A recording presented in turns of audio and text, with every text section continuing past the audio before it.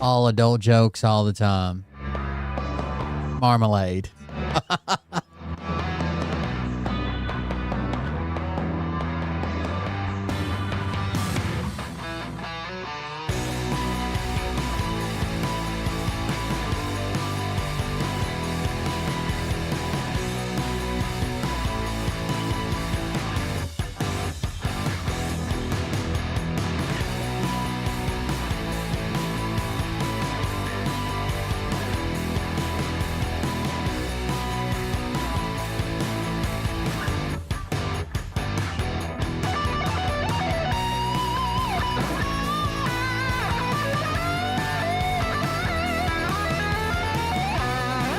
I had a headache, but I took some medicine. I turned off all the lights, sat here in the dark for a while, and I think it's gone, so should be good.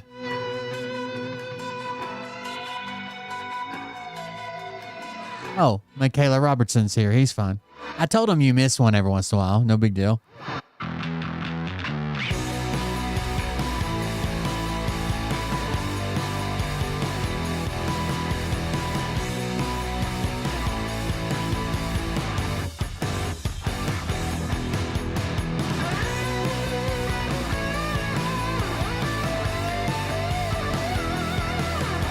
Plus, I do them so late. There's a lot more people that'd watch if I'd start earlier, like I'm supposed to be.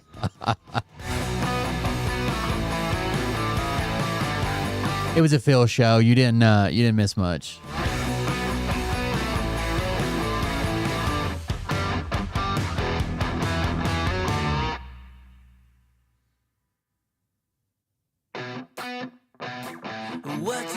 What you think about when you're born into a fire? Let 'em burn. Phil gave us a weird shout out because Atsuko messaged him. Which, I mean, whatever gets the views. But I don't think his followers will actually watch the show because the Phil Nick Alvear stuff was like at the very end of a normal show. It wasn't just about Phil. So they won't sit through like me bashing Trump and talking shit and all that. I should have done just an update. I think next time I cover the cases, I'll probably just do a separate update or clip it out one. And that way I'll gather some of Phil's viewers because he doesn't really talk about it. Hell, he doesn't go live anymore, really. Beat the odds, beat the big house. The brains are bigger than the doubt. We've been thinking for ourselves, never let the truth fade away. This is bigger than ourselves. We won't let the world burn away. Burn away. We feel betrayed. We were ready. Phil Patreon. Yeah, I used to do that. So I would put a bunch of the Phil stuff. I didn't want to. But hell, I gotta pay for everything here. And I would get some of his viewers that would sign up just to watch updates about him, which is crazy because like I talk shit about him. And they're like his fans, but that's all they want is content about that has to do with Phil. I'm on my Dr. Evil grind. I don't even have a hat on.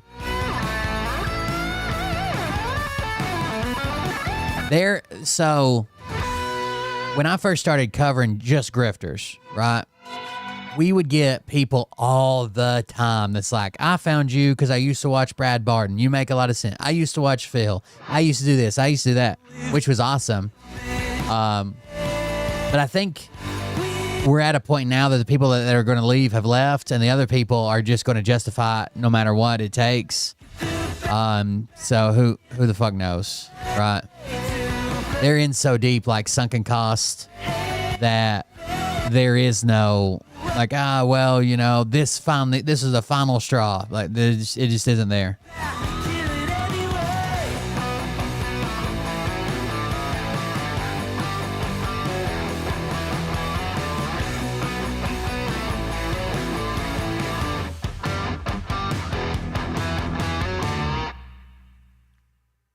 The Phil heads.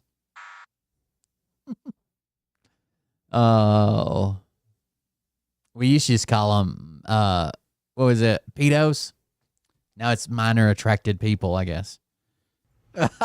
Hey Daddies, it's me, the Linda Binda from TikTok. I wanted to make this video because I wanted to thank you for watching Cold Beer Confessionals with Will Bird. I think that's just incredible. I've watched a few episodes and I'm just like very intrigued. But you know what I'm most intrigued in is Big Daddy's meat stick. I heard that it's very thick, like a good old German sausage. You know, Linda and her coochie loves that. Oh, never mind. Let's not go there. Anyways, I hope you have a good show and enjoy it as you can. There's a lot of weird things that go on, especially when it comes from the realm of Linda Bindaland. So, enjoy the show. Thanks for watching. Peace out. Welcome everybody. I'm Will Bird, and this is the Cold Beer Confessional. I remembered what I forgot to tell you guys. It was Liam's birthday when we were down in Florida, and we got him a monitor for his computer. So there you go. We didn't celebrate it down there because we had like a bunch of family and shit in. Is this dry now? I got rained on. We had a bunch of family and shit in, and we didn't want to force everybody to celebrate like our kids' birthdays. So I got him a monitor, like a gaming monitor. I got it on sale and I showed it to him on the day we were leaving, I think. And I was without a hat the whole time we were down in Florida.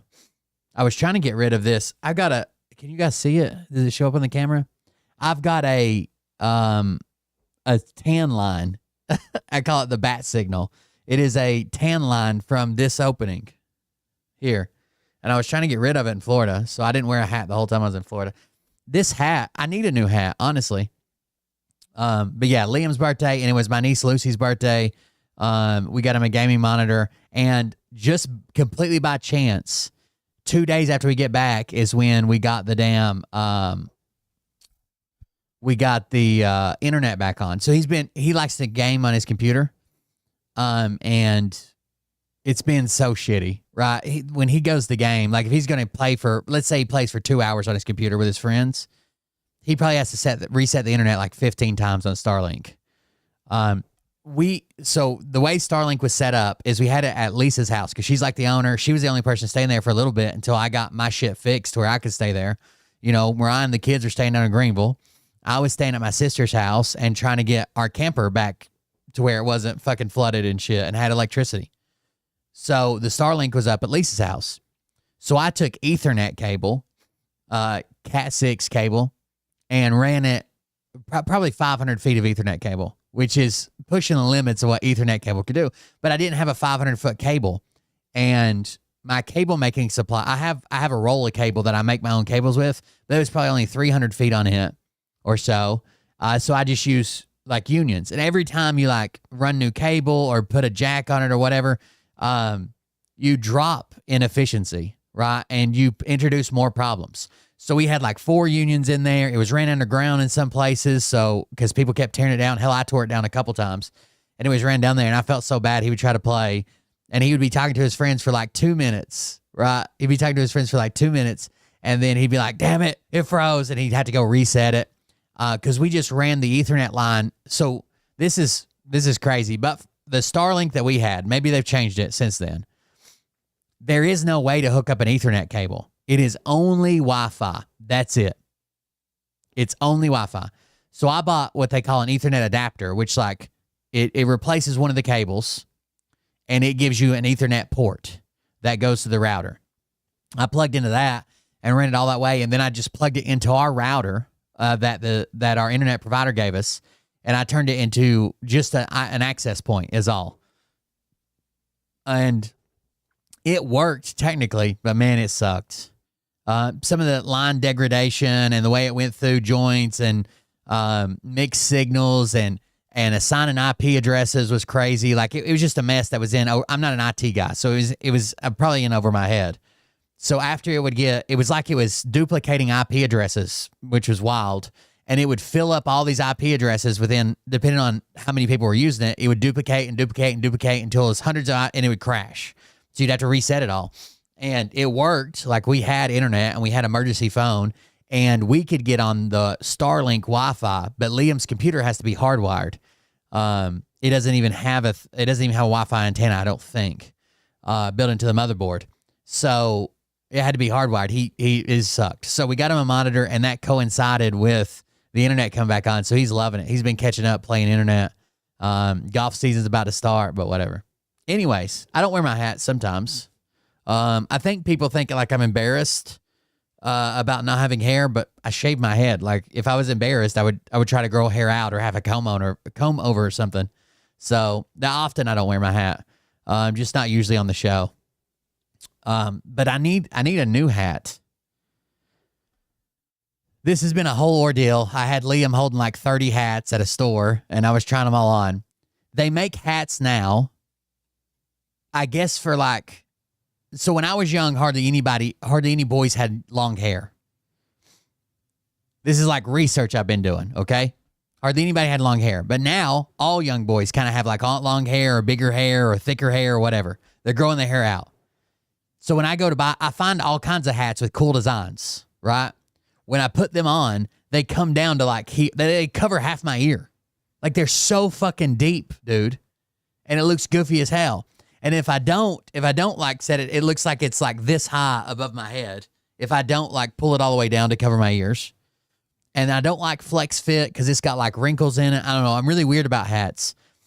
But hats are something that's super hard to clean. So like mine gets dirty and greasy and sand and, I'm working on vehicles and mowing and weed eating and sweating in it. And they get nasty and they're incredibly hard to clean and keep their shape.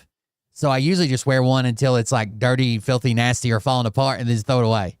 And then buy a new one. But I've been trying to replace this one, but I can't find a hat I really like right now. So, I'm weird about hats. It's got to be black or a darker color. I don't mind if like because I almost always wear it backwards. So I don't mind if this panel is like gray or blue or whatever. I don't mind, but I want the mesh part or whatever, the back part to be black. I like that. And I don't like flex. I don't mind a fitted hat if it's fitted perfectly. But I don't like the flex fit, like the stretchy thing, because it has like weird wrinkles in it. Yeah, I'm weird about hats.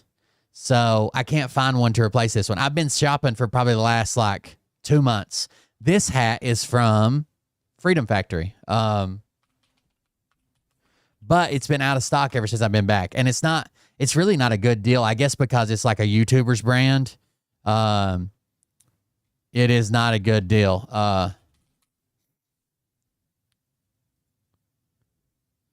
It might actually be back in stock. This is it.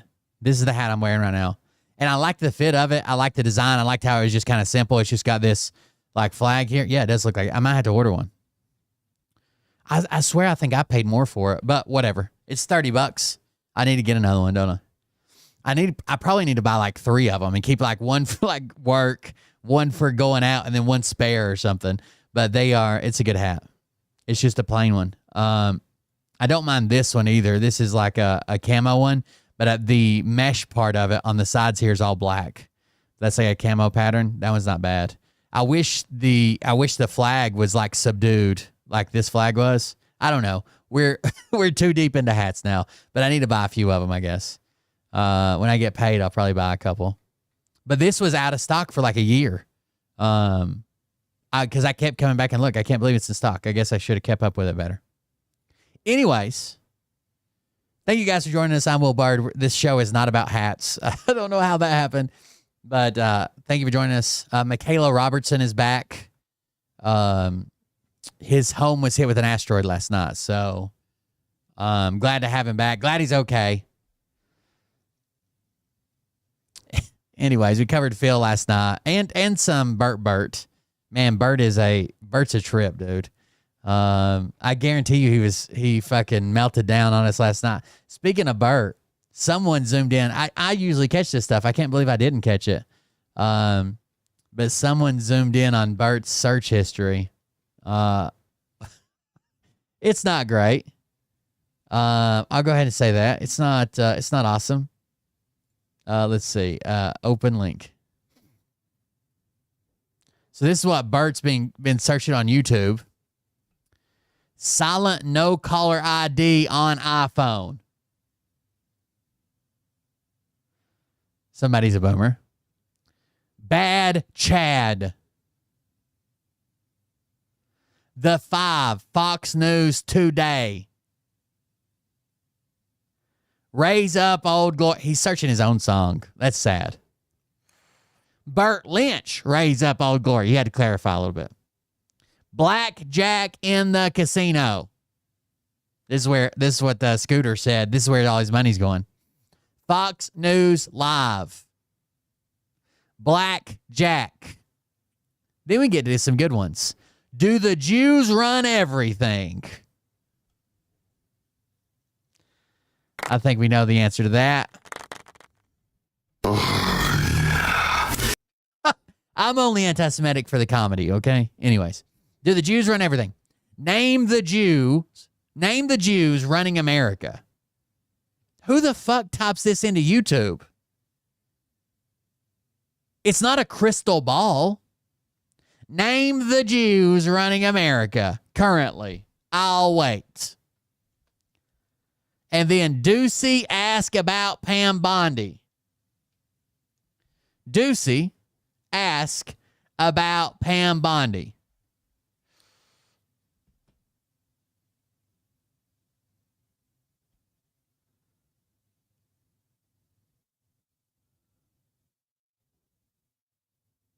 I think he thinks that YouTube is AI. I think he thinks that YouTube is AI. I think he thinks that everything's AI. Remember how upset he got about they're watching every iPhone conversation in the world to see if there's any nudity between you and your wife? What the fuck? Hey, this is what you're missing, big guy.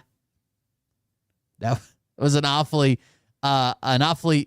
fucking specific example of the nudity on your iPhone. But okay. I need to save that link. MAGA seems to be dealing with Trump well. They just agree with whatever he says, no matter what.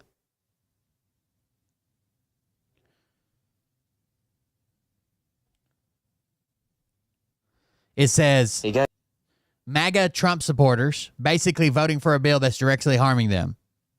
A skit. Hey guys, Trump just passed a bill that said all able-bodied men have to have their balls crushed in that machine from SpongeBob that was designed just to kill Squidward. You got to do that now. That's good for America. That's good for America. How is having your balls thrown into the machine that Squidward gets thrown into with the spikes and all that stuff? How is that good? How is that? It's going to tear your balls up. Why would you want that? Yeah, but it's good. It's good for America. Again, how is having your balls thrown into that spiked crushing machine that was made just to piss off Squidward and hurt Squidward and SpongeBob? How is that good for America, please? But it's good. That's good for America. You're telling me you want your balls thrown into that spiked death machine that was designed just to kill Squidward and SpongeBob. You want your balls put into that. It's going to look like cottage cheese coming out the other end. Why would you want that? If we don't do that, then everyone's going to get turned into transgenders and liberals. How do those two things correlate? That makes sense. What do you we gotta vote for it. Clearly we gotta vote for it. And then I like this guy's music. This is I'm featuring an unknown artist. I don't think he's signed with anybody. But But he's got a pretty good song here, I think. It's about somebody says the best thing about a recession is the music. I agree. This is a song about the minimum wage. Today I learned that I think the video's sped up. Minimum wage. There we go. It's probably better.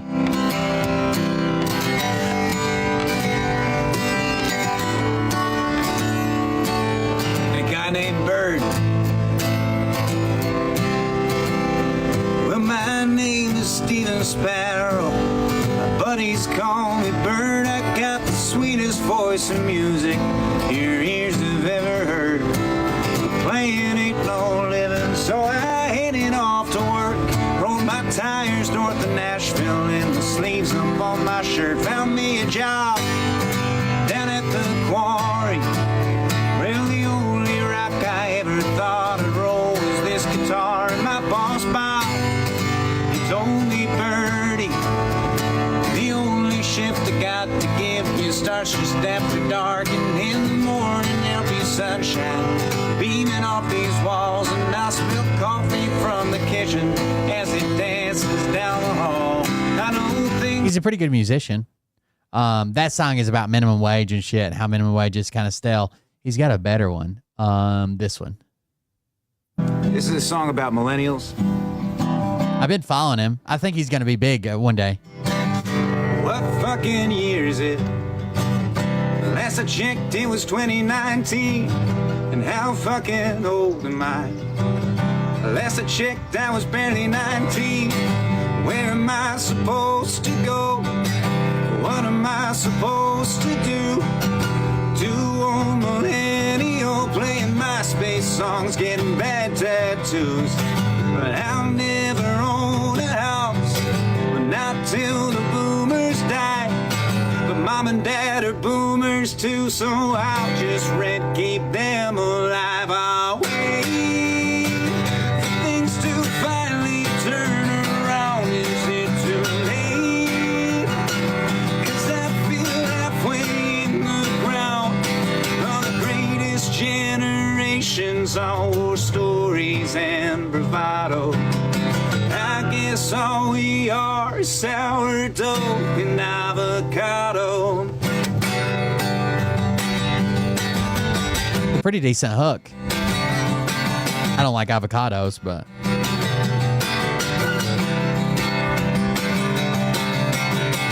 Go home, your mom is here. And by the way the towers fell, I know you're just a kid right now, but this is gonna shape your hell. Get a job, you lazy shit. Going dead for your degree. Learn a trade, you snowflake brick. Work with your hands, don't make me scream. I'll wait for things to finally turn around. Is it too late? 'Cause I feel halfway in the ground. All the greatest generations, all war stories and bravado. I guess all we are is sourdough and avocado. Sit down, watch this, the very first black president. Wake up, did you hear we got him? Yeah, we killed that man, Bin Laden. Now the year is 2016. He's just running for publicity, and there's no way that we'll vote him in. But if he'll make this place great again, stand in line at the grocery store after 55 hours at a desk, maybe more, and you tell yourself, this is water. It's just a little more wet than you thought it would be. It's just a little more nightmare than American dream. So I'll wait for things to finally turn around. Is it too late? 'Cause I feel halfway in the ground. All the greatest generations, all war stories and bravado. I guess all we are is sourdough and avocado. I'll wait it's too late.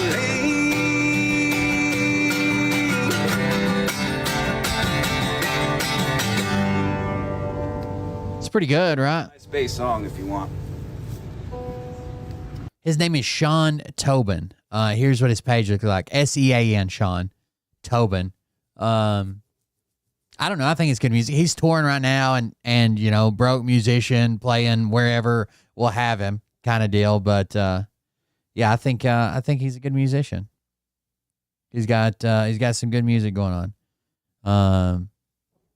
What is that? Sorry, hold on just a second. Bert, did someone say Bert's not live today?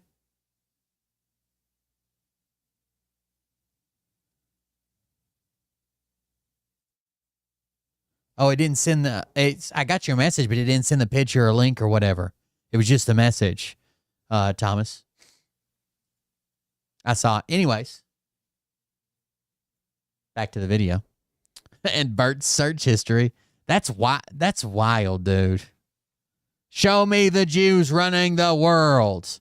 We've got another skit from Lysandra Vasquez. Is that her last name? Lysandra?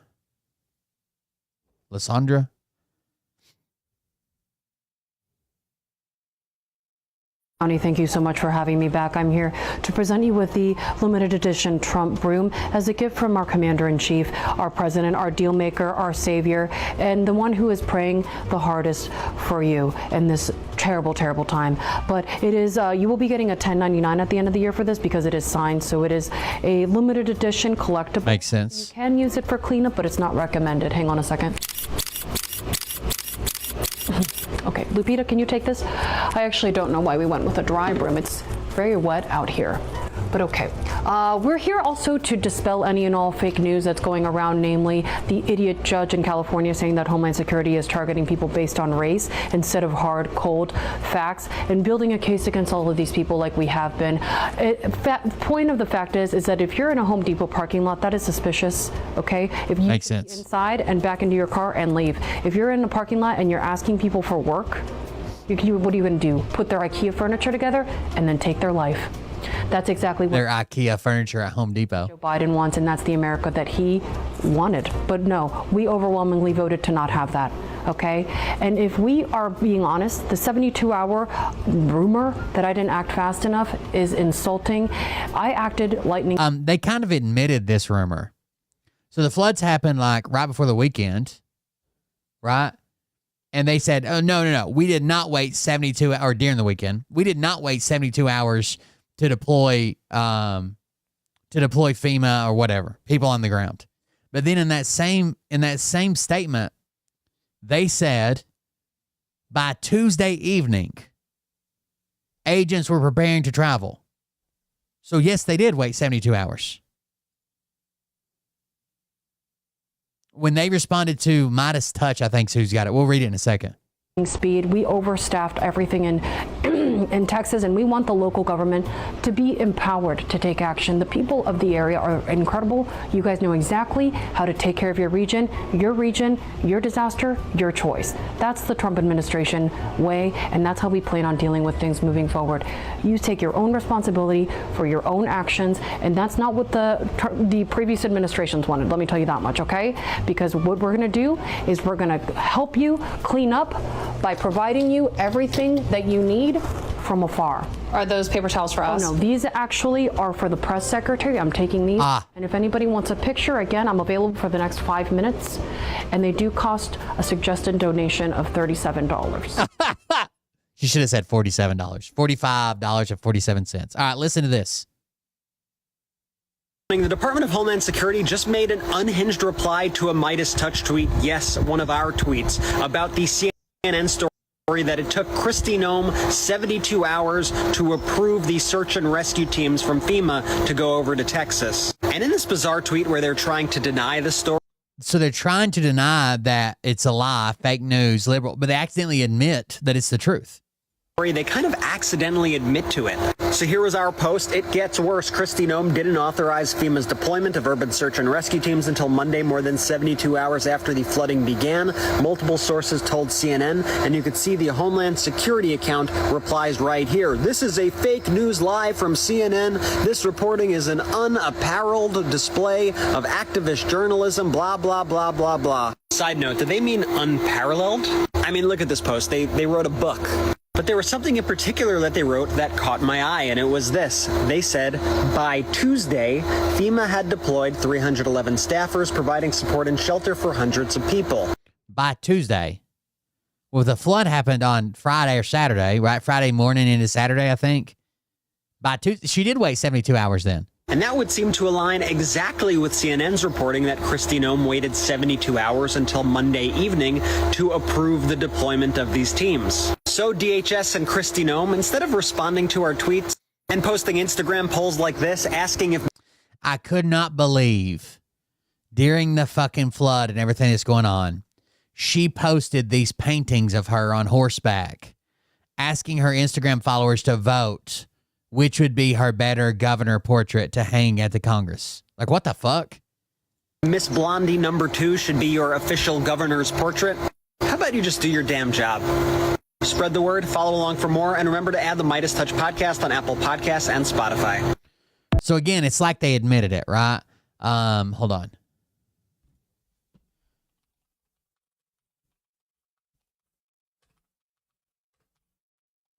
That makes sense. CNN is saying 72 hours.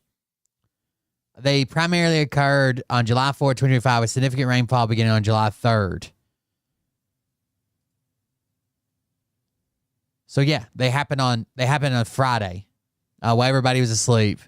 They happened Friday, and they deployed on Tuesday. So she did wait to deploy them, because you got to remember that the FEMA people that are like the first people to hit the ground, they have a bag packed, right? And the government spares no expense or travel or whatever. They have a bag packed and ready to go. They give them a few hours notice. That's it. So it's not like she told them on Friday, hey, you 300 people are going. And then they're like, okay, we'll catch a flight on Tuesday.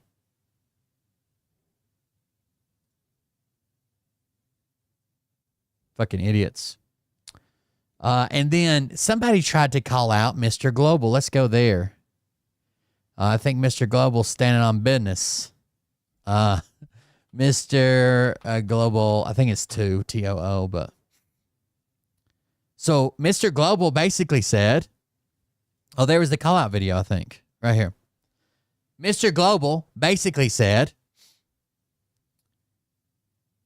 these people refuse funding that could have saved lives just because it came at a time when Biden was president. It didn't even come from Biden. It came from Congress, right? But they refused the funding just because it came at a time when Biden was president.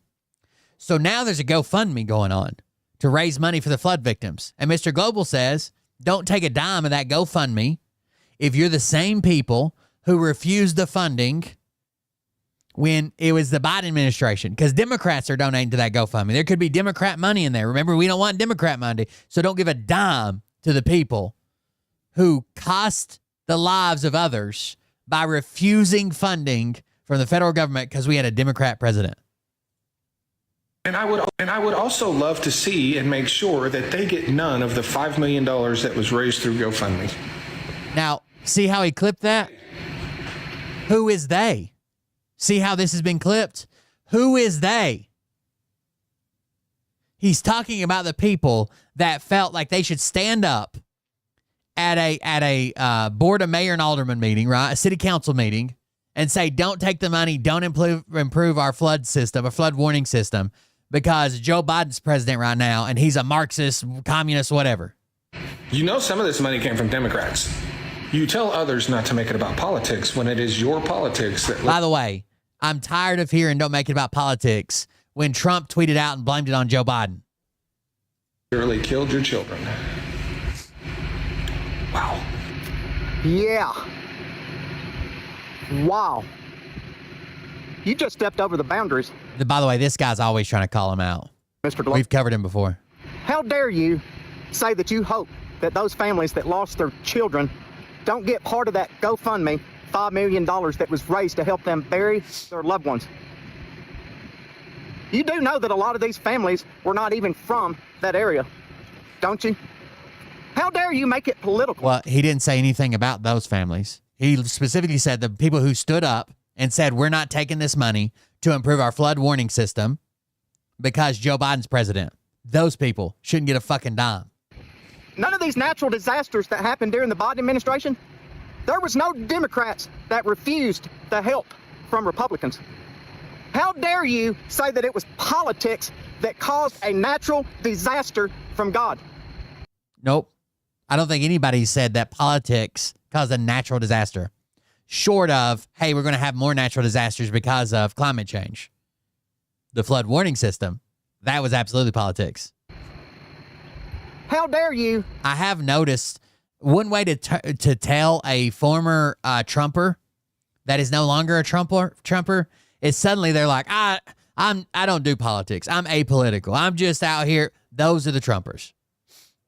I would also love to see and make sure that they get none of the $5 million that was raised through GoFundMe. Hey, you know. Oh wait, I thought this was Mr. Global's response. Let me go find Mr. Global's response because it's pretty good. Here it is. And I would also love to see and make sure that they get none of the $5 million that was raised through GoFundMe. Wow. So the money, listen, here's where the money went. The money went to the police department to buy a new radio system. And so they held it. They didn't want to give it back. They didn't want to give the money back because they literally said, the judge over the city council said, we don't want it to go to blue states that we disagree with. Then finally they were forced to spend it. They spent some of it on radio systems. Then they hired a police officer that had just retired. They gave him $1 million to implement the radio system. And then they bought a stupidly expensive armored vehicle for a town of like fucking 1,500 goddamn people. They bought an armored vehicle. Because, you know, they'll use that all the time. Oh, I like the way you edited that video to make it sound like I said something I didn't. So let me be very crystal clear about what I said, because I'm going to say it again. If you're a resident of Kerr County, Texas, and you stood up and opposed getting new, free life-saving equipment because it came from Democrats, knowing how many people have died in the past due to floods in your area, and knowing that it would cause the death of more people in the future, if you... Imagine standing up and saying, we don't want to take money to save lives in the future because Biden is president. And then begging for money and support and help when those same people die, the lives that you condemned by not taking the money. Stood up and opposed that because it came from Democrats? No, you don't get nothing. I don't care what you lost. I don't care who you lost. I don't care if you lost everything. You shouldn't get anything.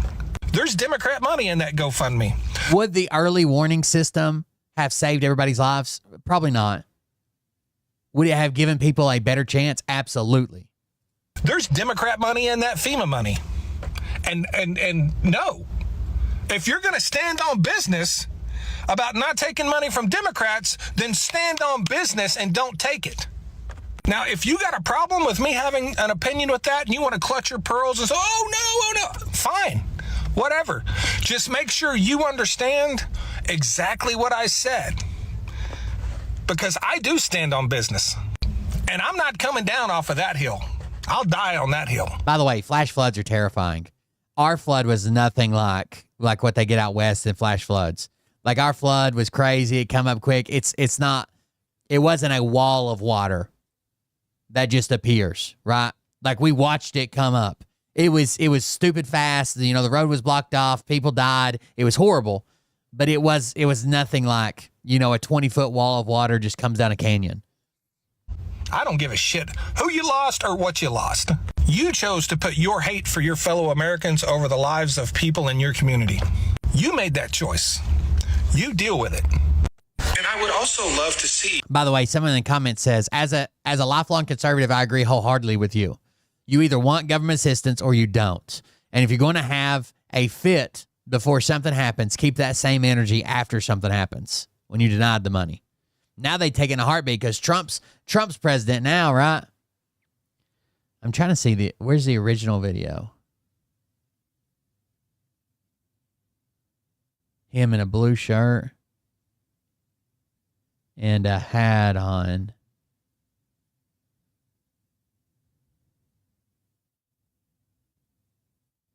I don't see the original video.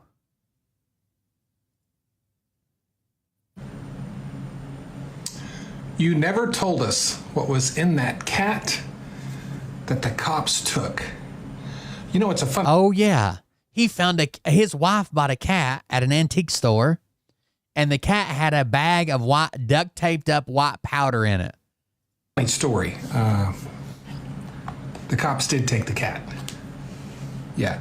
And that video had like 8 million views. Everyone asking, what's in the cat? What's in the cat? And do you know what happened? TikTok? Absolutely not true. It was not the council.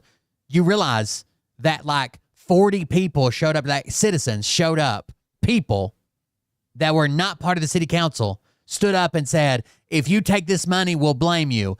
If you take this money, we will not re-elect you. We don't want this money. There's video testimony. They're not council members. The council did it too, but these are the citizens of there saying, no, Biden's a communist. He's destroying us. The money has strings attached. We don't want the fucking money. Texas takes care of Texas, is what they said. Here's the video. Citizens at an open mic. We do not want more of Biden's mandates attached to keeping Biden's money.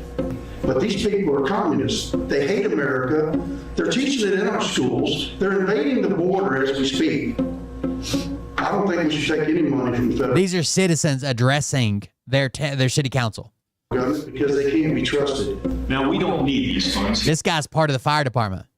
We've done just fine. And we'll get by without them. But you spend this money, you're signing a contract with the devil, and the devil's in the White House. If you vote to keep Biden's money, I will hold you personally responsible and personally liable. The Biden regime has proven to be tyrannical and anti-American. There is no part of this administration that is the good of... And the number one projects on the potential use of these funds was an early warning system. People have died there a bunch of times in that same, what is it, the Guadalupe River or whatever. A bunch of people have died there. The number one project that this money could have been earmarked for was early warning systems and improved warning systems for flash flooding around the river.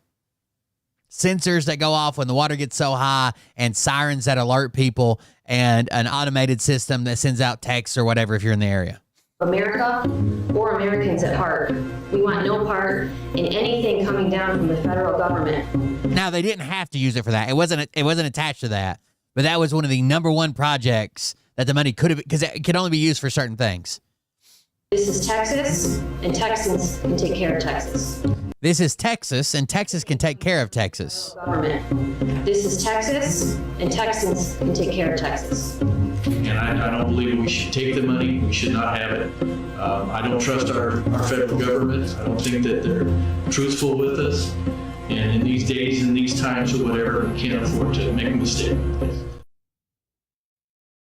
And the judge that was over the council said, we don't want to hold the money. We don't want to spend the money because we think that Biden is going to have strings attached. We don't want to hold the money because then we just hold on to this money, right? And it could have strings attached. And we don't want to give it back because it might go to California or New Jersey or states we don't agree with, and who knows how they'll spend it. So they just held on to it for a while, and then it was demanded either spend the money or return it. And then they bought radios. They paid $1 million fucking dollars, $1 million to a cop who just retired for him to come set up the radio system. $1 million. Imagine you're a cop in Bullshitville, Texas, making $35,000 a year. You retire, and they say, okay, if you can come set up these radios we just bought, we'll pay you $1 million contract. They laundered that money. And then they bought a fucking armored vehicle for their tiny ass little town. Took that video down. Yeah, TikTok. And do you know what happened? TikTok took that video down. Oh. Yeah, TikTok took that video. I mean, I got the picture now. For like 2 months, but they ended up taking the thing down. Can you believe that?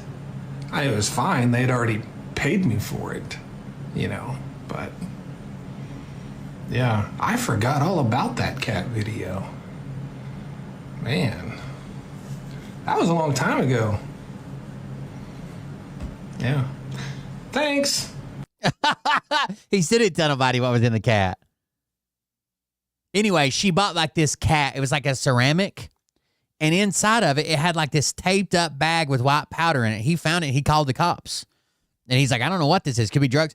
But the hole in the bottom of the cat was way, way, way too small to get that bag in there. It's almost like the bag was like put in there and then it was like resealed or maybe baked or something. It was weird. It definitely looked like some drug trafficking shit. But he still didn't tell anybody. Here's Thomas Mullen's hair. I think I have just as much hair. It's just in places you can't see. Don't worry about it. Hey, I have a question. Why don't Trump supporters just say there is a list? I mean, that's what they do with everything else. Ask one of them right now. They'll tell you gas is $1.89. There has never once in my memory been an instance where what Republicans claimed and what was reality matched. This is funny, and it's true, but this has already happened. You guys know they've already made up Epstein lists, right? There's one set of flight logs. They've made up probably hundreds of sets more. They've already made up client lists. Matched up. So why don't they just claim there is a list? I don't understand what's happening here. This is some next level Matrix 5D chess stuff going on here. It's gotta be. This is a trick. This is a big trick. Nothing makes sense anymore. You got a lot of hair for sure. 10 years. I don't know if I know with your mom in a world where Trump supporters actually acknowledge something instead of claiming it's the complete opposite of. When was that? High school? Hold on, let me go back and look. Is this high school or college? You look young and you're wearing a tie, so maybe like a graduation or something or a wedding. What it is. I don't know how to live in a society like that anymore. This is completely foreign to me. Please don't deport me. That's not what I meant. There are definitely some shenanigans at play. Thanks. I was a Trump supporter. I don't know how long I can keep doing this. Yeah, you don't get to. I can't believe they're watching the same videos we're watching about families being ripped apart, foster kids being deported, people being sent to fucking goddamn concentration camps in foreign countries, torture jails, CCOT and shit. And now the reason they're out is because the Epstein list. Just walk away from that. That's not how that works. You see, we saw what you did. We saw you hate people because Donald Trump told you to hate them. Exactly. Exactly. Put in shit, emergency response, whatever. I don't give a fuck who's president. If you save lives, you save lives. We can argue about whether we think it should be done or how much to waste or if it's too expensive or whatever, but if it's saving lives, it's saving lives. I'm not going to argue about that. I don't care to pay more in taxes to fucking feed kids. I don't think these are things we should be arguing about. We saw you spread misinformation about people because Donald Trump told you to. We saw you get angry with people because Donald Trump told you to. We saw everything you did while you carried his water for the last 10 years. And now you want out because you're losing your workers. You were fine with mass deportations until you finally figured out that included you too. So you don't. There are very few people that have more things attaching them to Jeffrey Epstein than Trump, right? Pictures and recordings and audio and testimony and a case that just disappeared from a young girl who just disappeared off the face of the earth. Like, but still they'll claim Trump's not on the list, but Biden is. What the fuck? Get to walk away from that. As a matter of fact, you're no different than Donald Trump himself. You're only changing your mind because it's affecting you personally, just like Donald Trump would. You don't get to walk away from that. You made your bed. You get to lie in it. Hey, everybody. I have seen people make pretty heartfelt apologies. I saw a woman the other day that's making an apology, and she's getting a lot of shit in the comments, but she's being honest. Like, you know, I didn't keep up with this. I believed him when he said this. I didn't believe that. You know, I thought we were just going after the criminals, and Biden was letting the criminals get away because he told me that. But think what you will about those people, but at least some people are changing. On Sunday, my schoolboy international cap for Northern Ireland soccer football after winning European Championship under 15 or U15 level. I guess that means under 15. Cool. July 13th from 1 to 3 p.m. at the Logan County Fair. So it turns out the residents of Kerr County, Texas, twice turned down life-saving equipment, flood, sirens. You know, they turned it down twice. Why? Because the money was coming from Democrats. By the way, Mr. Global obviously doesn't care for Trump and Trump's lies or whatever, but he calls out the left too, quite a bit.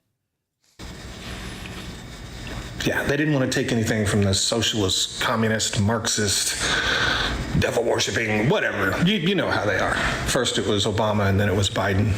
Understand something else, too. People get washed away and die in floods all the time down there. It happens all the time. All the time. It just doesn't happen on this big of a scale. They turn down life-saving equipment, knowing the history of that area, knowing that people die all the time. And you know what? All of the other communities around didn't. They took the life-saving equipment.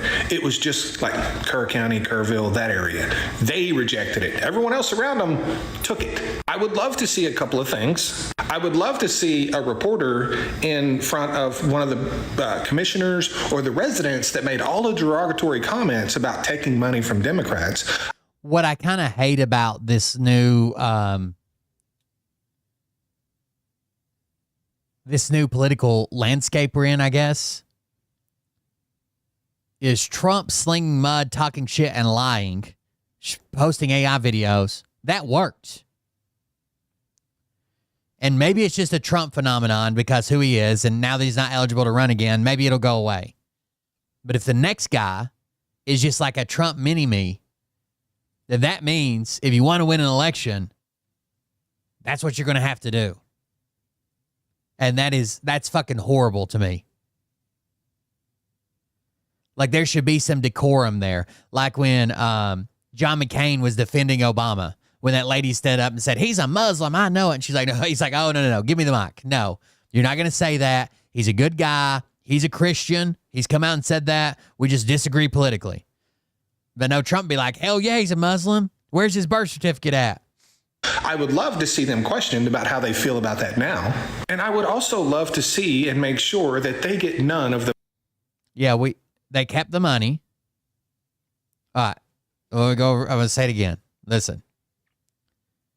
The money was given to them as part of the American Rescue Plan Act or whatever, passed by Congress, signed by Joe Biden. Joe Biden did kind of implement this, but it was a Congress thing. It wasn't like a executive order or nothing. Joe Biden signed it. The money gets sent out.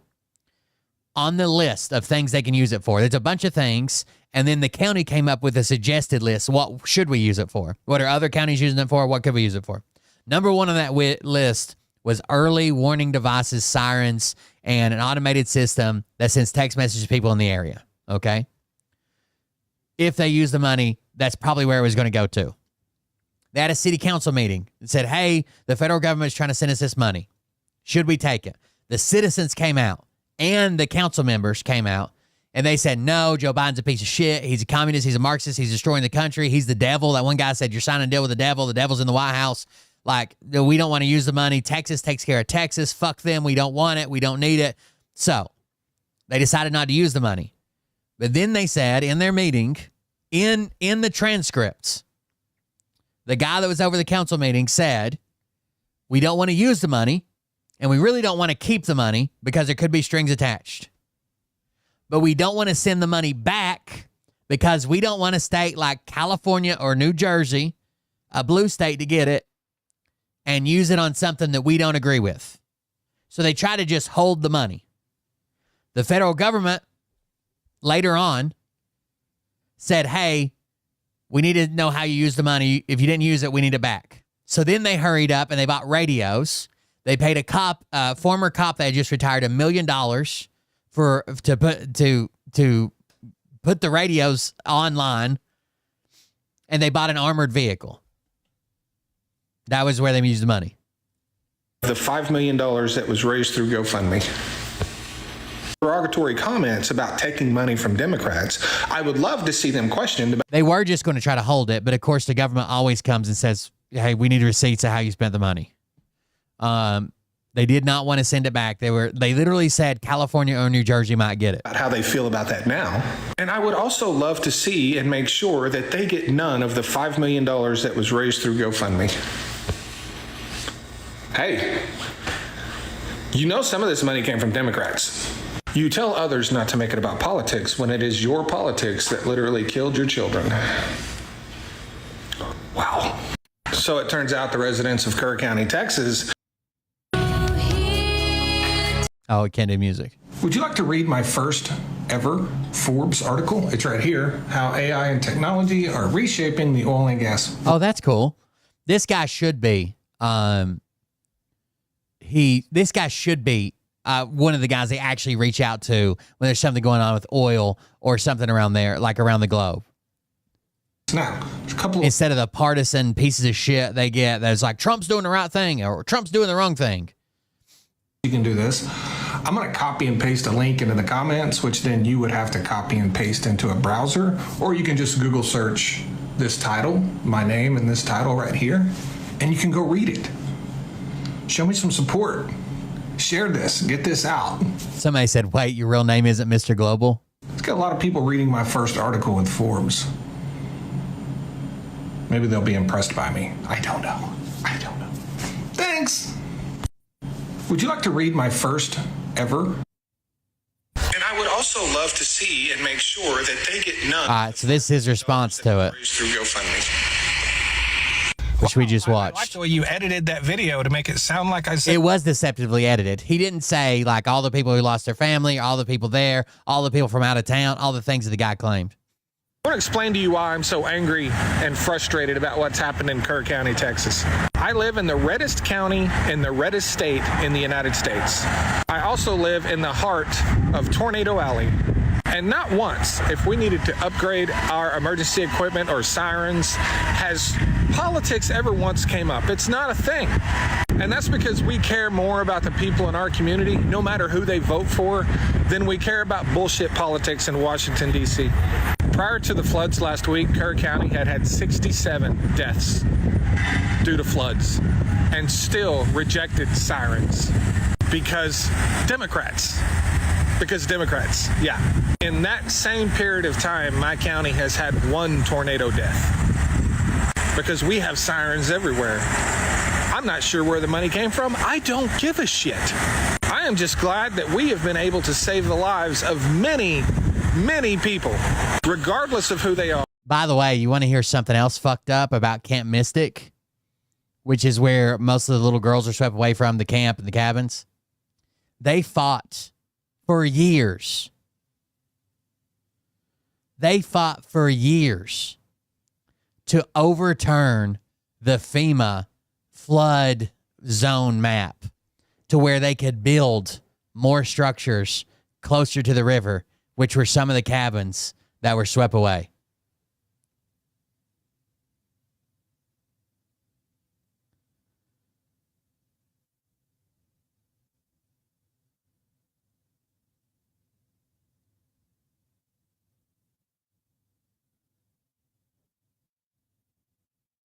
FEMA said you shouldn't have camps, you shouldn't have cabins here We're zoning it this way.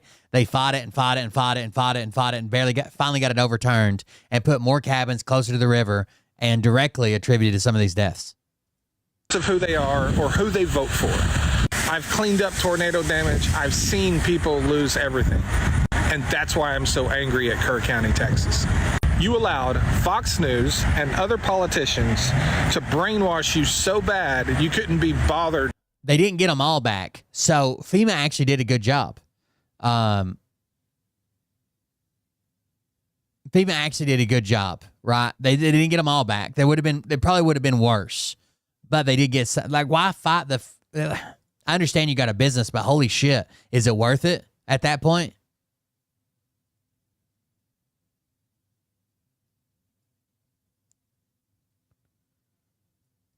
FEMA regulators reportedly granted appeals to remove Camp Mystic's building from the 100-year flood map, loosening oversight as the camp operated and expanded in a dangerous floodplain in the years before the rushing waters swept away children and counselors, a review by the AP found. The FEMA included the prestigious Girls Summer Camp Special Flood Hazard Area in its National Flood Insurance map for Kerr County in 2011, which means it was required to have flood insurance and face tighter regulation on any future construction plans. The designation means areas are likely to be inundated during a 100-year flood, one severe enough that it only has a 1% chance of happening any given year. Located in low-lying areas along the Guadalupe River in a region known as Flash Flood Alley, Camp Mystic lost at least 27 campers and counselors and longtime owner Dick Eastland when historic floodwaters tore throughout his property before dawn on July 4th. The flood was far more severe than a 100-year event envisioned by FEMA, experts said, and moved so quickly in the middle of the night that it caught many off guard in a county that lacked a warning system altogether. The surrounding counties have warning systems, but Syracuse University Associate Professor Sarah Prell, who has extensively studied FEMA's flood map determination, said it was particularly disturbing that a camp in charge of the safety of so many young people would receive exemptions from basic flood regulation. They fought for those exemptions over and over and over and over and over and over again. It's a mystery to me why they weren't taking proactive steps to move structures away from the risk, let alone challenging what seems like a very reasonable map that shows these structures were in the 100-year flood zone. Camp Mystic didn't respond to emails seeking comment, and calls to it rang unanswered. The camp has called the flood an unimaginable tragedy and added in a statement Thursday that it had restored power for the purpose of communicating with its supporters. To install things that would save your residents' lives. And if me pointing that out makes me the bad guy, then so be it. Oh, that's a good thing, especially with kids with disabilities. That complicates rescue and evacuation, everything. But at least I can sleep at night knowing the people of my county are alive. Thanks. I want to explain to you why I'm so angry. Here you go. In response to an appeal repeatedly filed by the camp, FEMA in 2013 amended the county's flood map to remove 15 of the camp's buildings from hazardous area. Records show that those buildings were part of the 99-year-old Camp Mystic Guadalupe, which was devastated by last week's flood. So at least 15 of the buildings were removed in 2013. Well, I'm here today in front of the world's largest covered wagon. Yep. This is the kind of stuff you get to see when you're a big-time internet influencer traveling to small towns, speaking at town halls here in Lincoln, Illinois. This thing is 25 feet tall and 40 feet long. The city paid $10,000 for this thing. Heck, I'd have probably given them 20.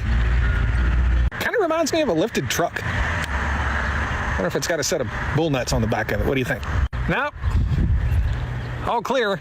Well, at least they had a little bit of... He seems like a good guy. Anyway, tomorrow, 1 to 3 p.m., I'll be speaking at the Logan County Fairgrounds. The meeting... He was there with that guy, Will Westmoreland, who is the guy that's like real calm, the farmer guy that was talking to that young farmer about the Trump farmer guy. Westmoreland's a good guy, too. They know what they're talking about, at least. I agree that Donald Trump is lying about the Epstein files, and even gone so far as to say it's something the Democrats made up. Yes, Trump is now saying the Democrats made up the Epstein list, and I don't know why everybody's concentrating on it. You're letting them win. Somebody went back and analyzed Trump was one of the very first people to start a conspiracy theory. He shared that Epstein had died and put hashtag Clinton murder list underneath it. And then all the influencers took that from Trump and said, oh, the Clintons did this because there must be on the list.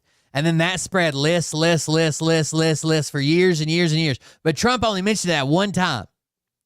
But everybody around him, over and over again, this list. He never once stepped in and said, hey, you know, it's not that big a deal. I don't think it was like that. Nothing. The list.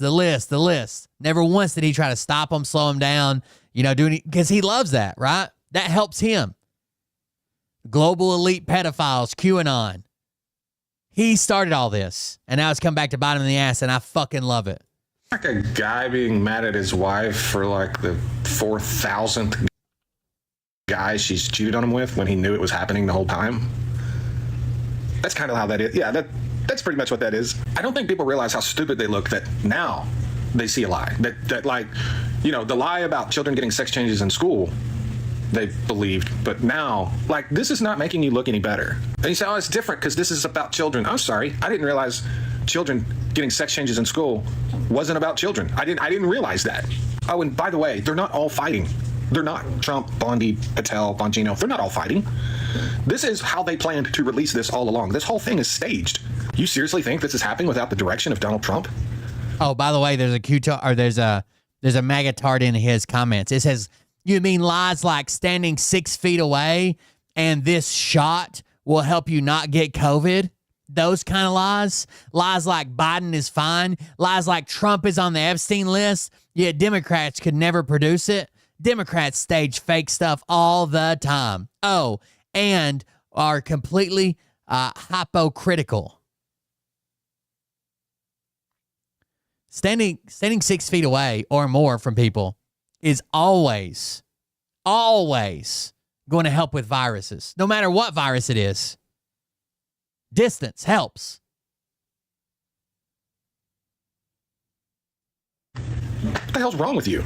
They're not angry. Kash Patel's not angry. He's trying to save face. Dan Bongino isn't angry. He's trying to not look like the biggest hypocrite that ever lived. Pam Bondi. None of them are angry.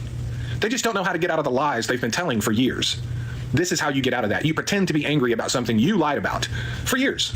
It's a scam, like everything else with this administration. It is one giant scam, and you're dumb enough to fall for it. And Democrats over here licking their chops, acting like this means something good for them. It doesn't. It doesn't mean anything for you. It means nothing for you. You get nothing out of this other than a little bit of enjoyment. It's not going to help you in any way. You're still Democrats.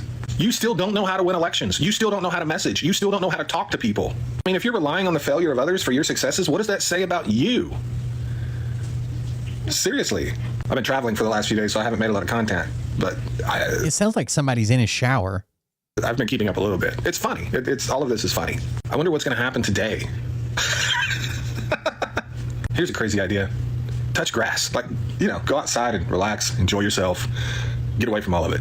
Remember what your parents used to tell you about too much TV? That's what this is. That's what this is. So Republicans are angry that Donald Trump is lying about the Epstein files, and even gone so far as they're ready to leave him over the Epstein files. Uh-oh. Close that. Can't do music. Stop playing. Stop playing. You're going to give me copyright struck. Anyways. It looks like, I went over and looked. It looks like no Bert. No Bert. How about this? How about a feel-good story? You guys want to feel better about something? Here's a little feel-good story for you guys.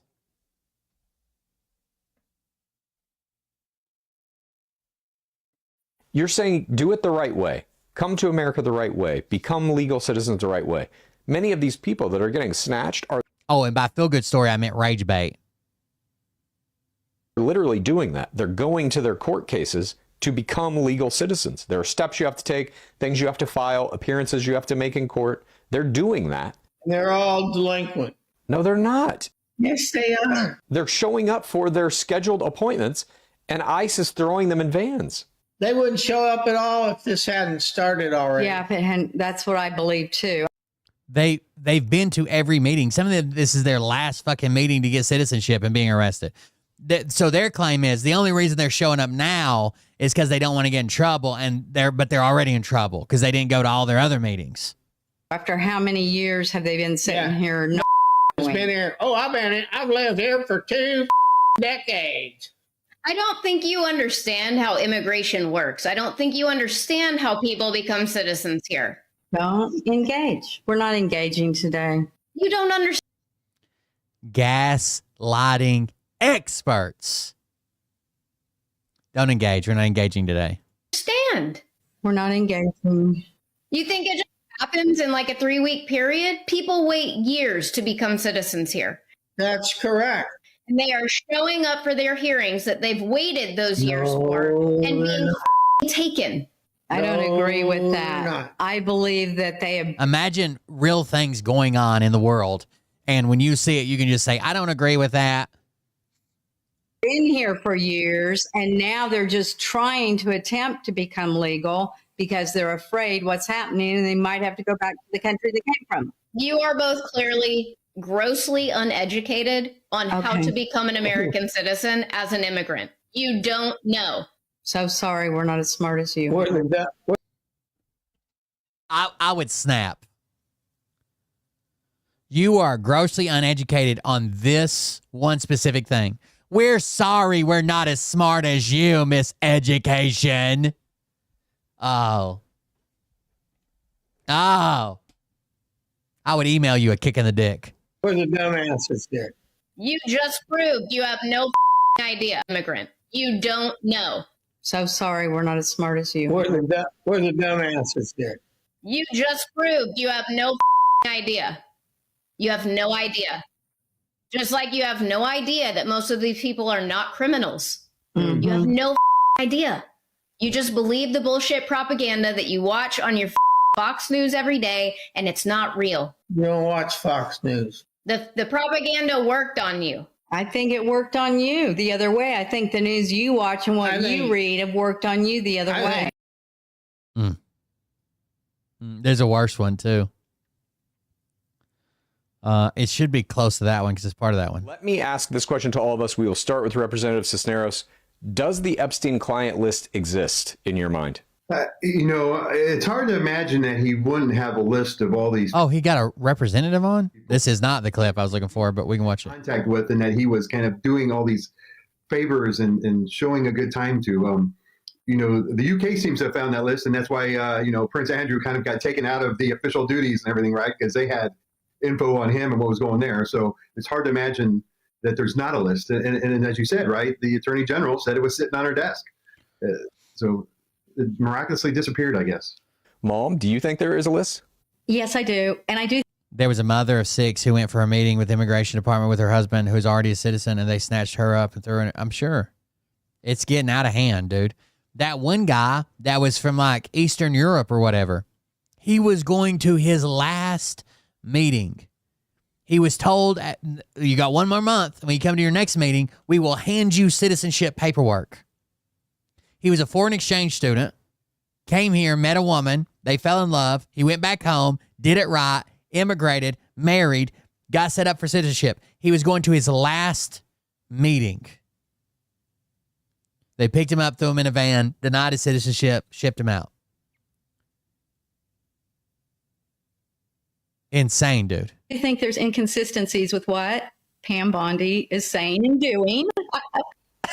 Inconsistencies? She's literally contradicting herself. I do believe Bongino a little bit more. I trust him a little bit more. And isn't he saying if she doesn't resign, I'm out of here, that something's wrong? There's a big rift between them, right? Who knows? I think there's going to be some fallout from this. Certainly somebody's going to have to resign or get fired. I mean, Trump is not going to take the hit for this. He never does. Somebody else will. Let me ask this question to all of us. We will start with Representative. That was not the clip I was looking for. There's ones where he's like,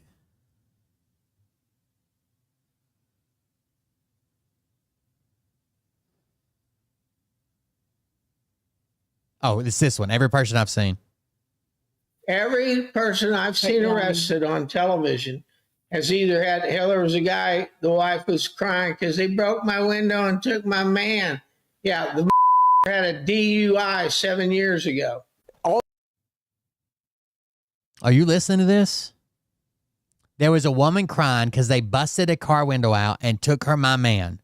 Yeah, but he had a DUI 7 years ago.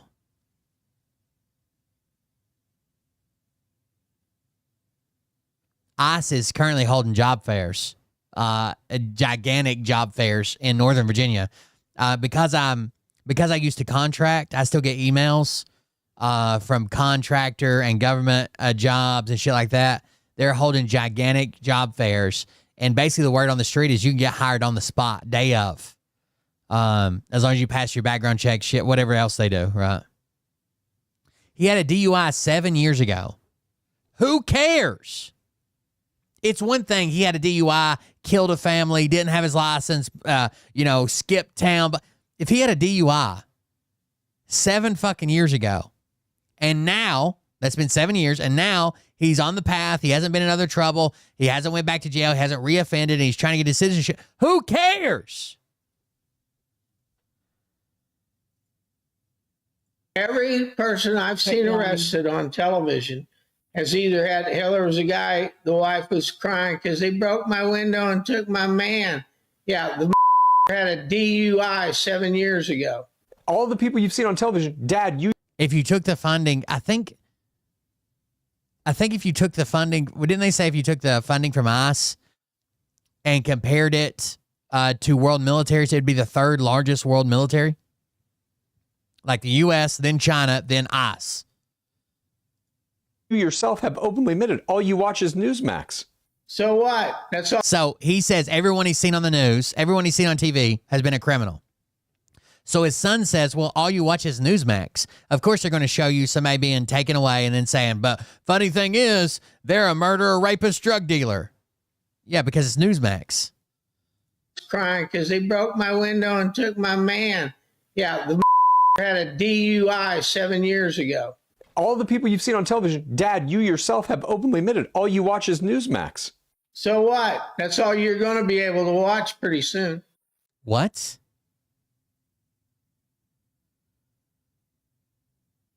That's all you're going to be able to watch pretty soon?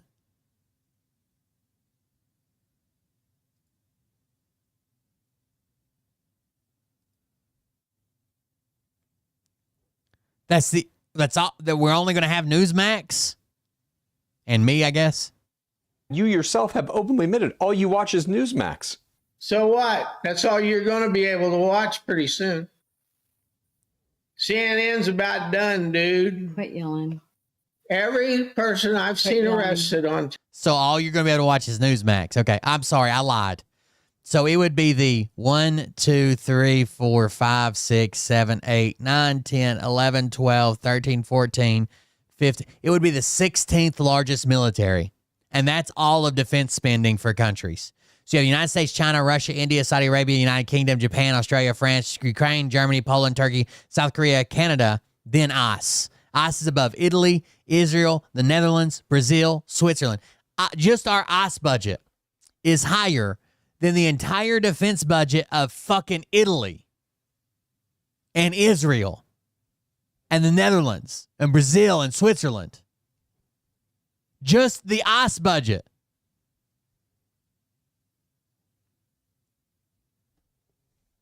That's insane. And all you're going to be able to watch is Newsmax.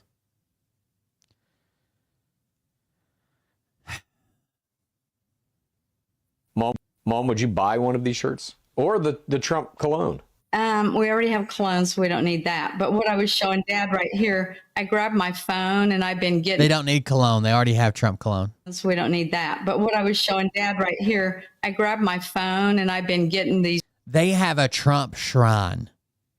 They used to be behind them, and they showed it on a show or two. But they basically buy every Trump merch thing. I don't think they have like the shoes or like the stuff that's like targeted at young people, just like the boomer stuff. But they have a table against a wall in their house where they have his cologne and his Bible and his coins and his books and his they have a Trump shrine in their house.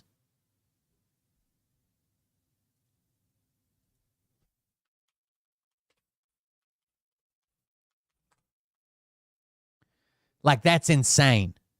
Like the Hinduism. right? When they have their Mandir, is that what it's called? Their daily worship, spiritual practice place, shrine, or whatever. These texts the last 3-4 days says ready to ship. Alligator Alcatraz shirts are flying off the shelves. Please don't. We have held one for you. Please confirm your shipping. And you click on it. Let's see where it takes us and how much they are. Please don't buy that. You don't want that as a souvenir someday when we're gone to sell it for thousands? No, just please do not buy that. Whoa. Sell it for thousands? What are you talking about? As a souvenir that this happened in This is an embarrassment. As a souvenir.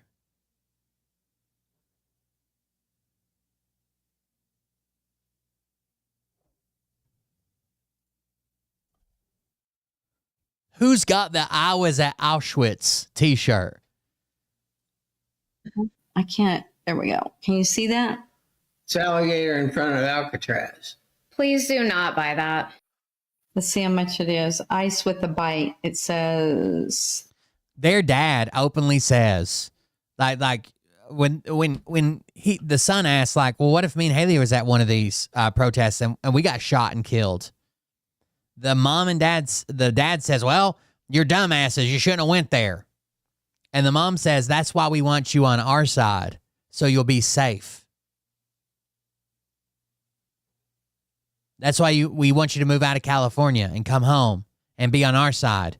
Because we shouldn't be shooting fucking people in the street, but you should join our side so you're not one of the people that gets shot in the street.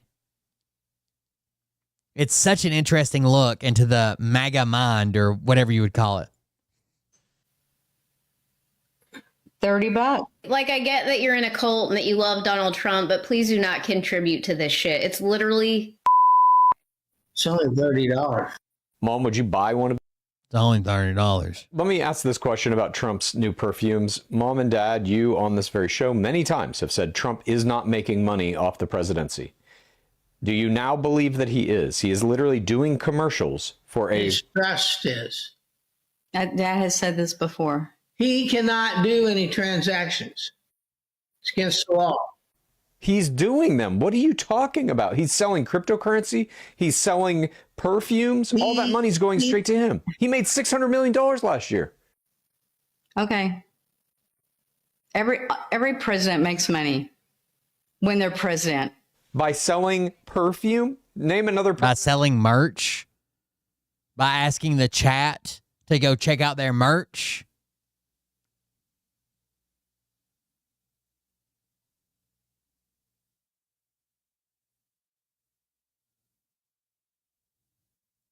Who sold their own perfume. That's why they come in at what? Like, they come in maybe a multimillionaire at most, and they leave almost a billionaire. Every president. Look what the Obamas are doing. Look what the Clintons did. Right. Now that they're out, they do book tours, they do speaking, they do engagements. They didn't do it while they were there.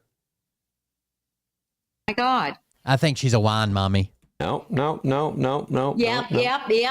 I'm saying every president makes money. Look at the Bidens. Jeez. Did Joe Biden sell perfume?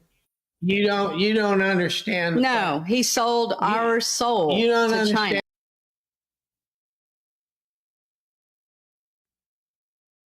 Did Joe Biden sell perfume? No, he sold our souls to China.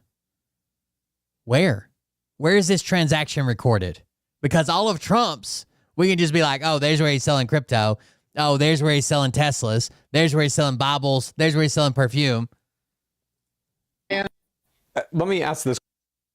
Just at its face value, Mom, these Alligator Alcatraz t-shirts, it is the Republican Party of Florida making money off of joking about other people suffering. You understand that, right? I don't. Who's suffering? Who's suffering? Yeah, I don't understand this. The people they're putting in that building, they are separating families. We can't say this anymore. Those people. They don't get 3 squares a day. Yes, and it's air conditioned, and they are waiting for an airplane to take them back to the country they came from. I'll have it cleaned up in an afternoon.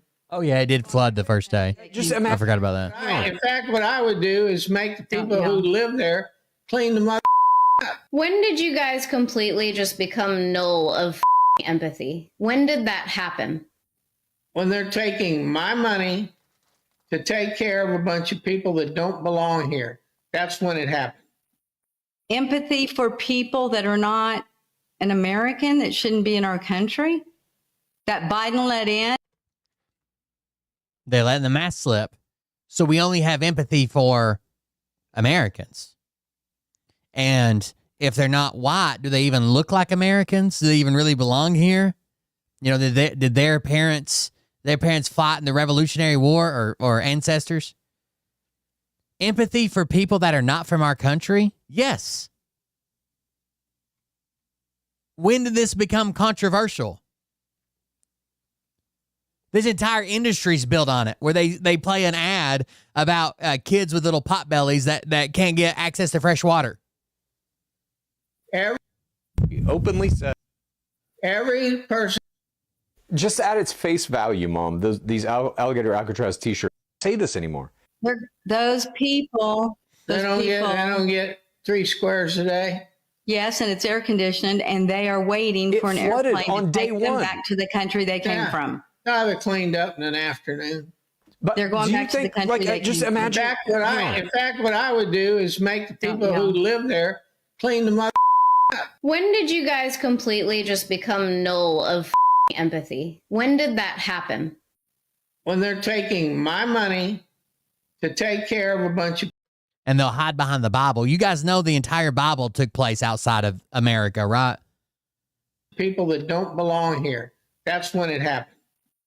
Empathy for people that are not an American, that shouldn't be in our country, that Biden let in. Just let them swamp where was your empathy for the farmers and the ranchers and all the people that were getting run over down on the Texas, Arizona, and Louisiana borders?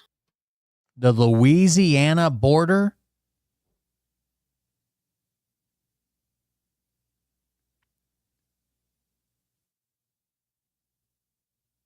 Border to what? And all the where was your empathy for them? The 300,000 children, we still don't know where some of them are.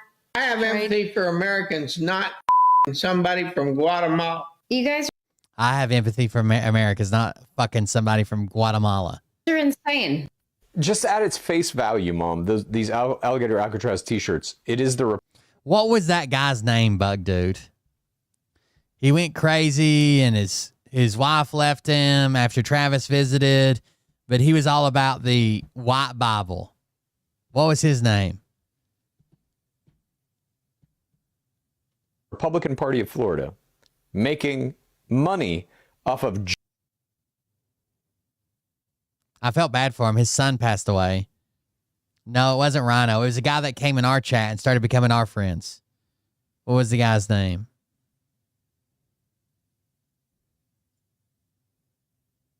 Mom, you're saying that you don't believe these events are happening, that people are just getting disappeared off this. Okay, that's fine. Come with me now down this little path. Just imagine that it is, okay? We're not saying it is happening right now. Just imagine that it is. Nobody's getting shot. Quit calling this the second. I'm talking to Mom. Well, shit. I'm talking to Mom real quick. Okay. I want to say his name was like 2 words. Travis and Rhino went to his house for that protest in North Carolina, the trucker protest, and nobody showed up. And then Travis passed out and hit his head on his counter and broke his counter. And then after that visit, his wife left him. And then his son passed away, which is horrible and sad. I'm not making fun of that part. But everything else was hilarious about him.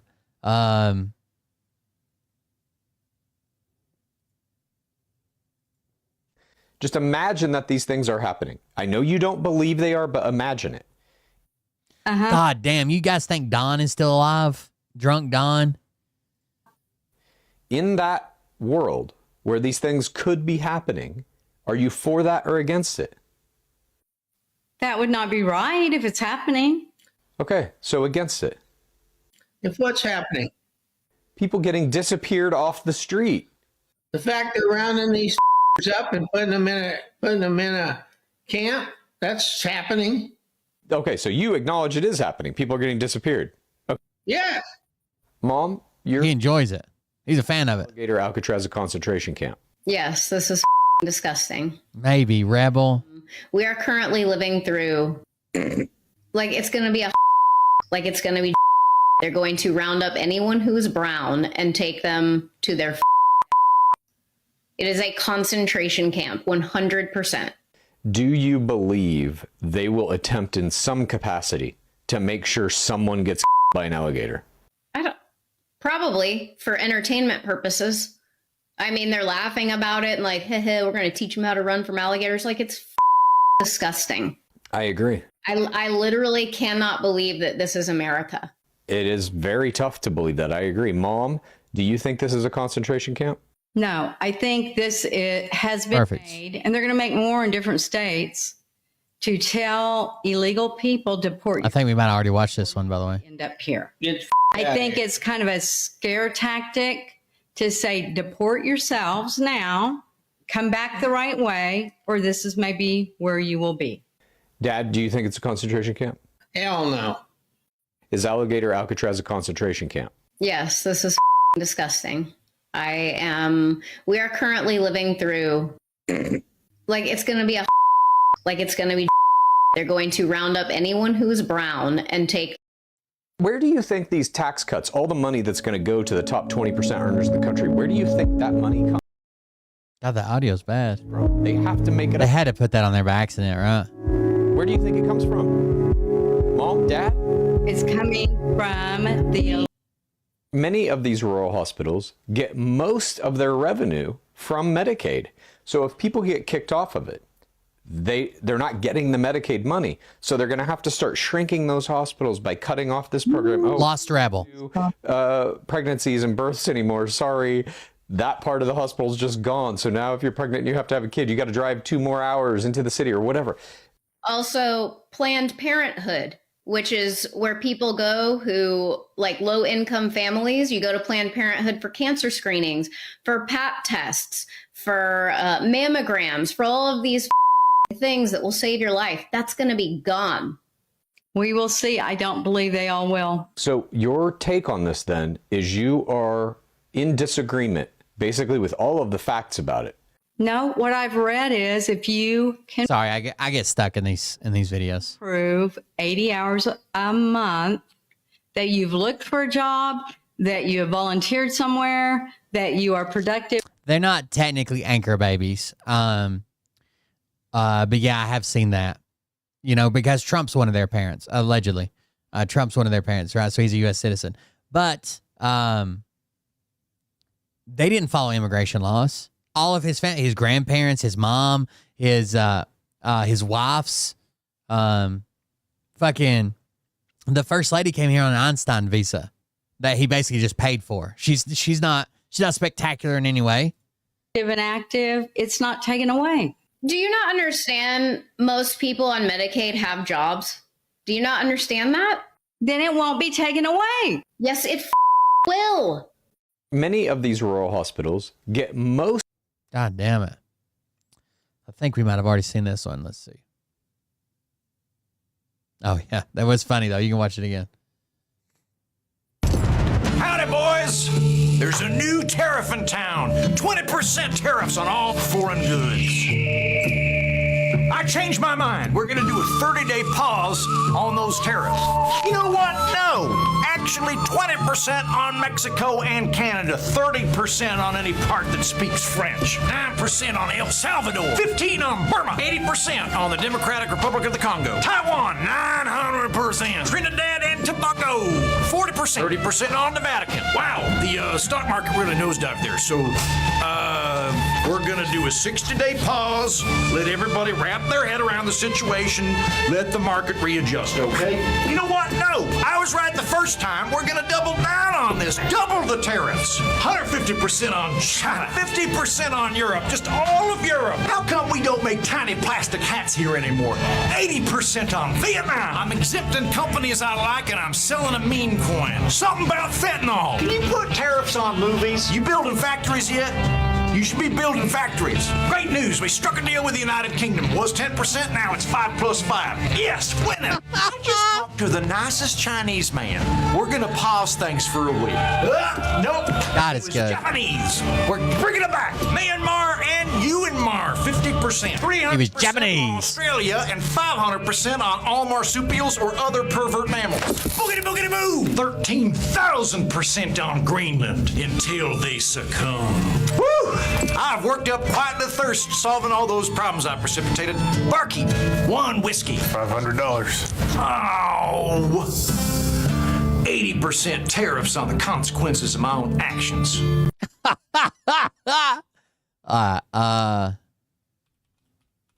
There was a good interview.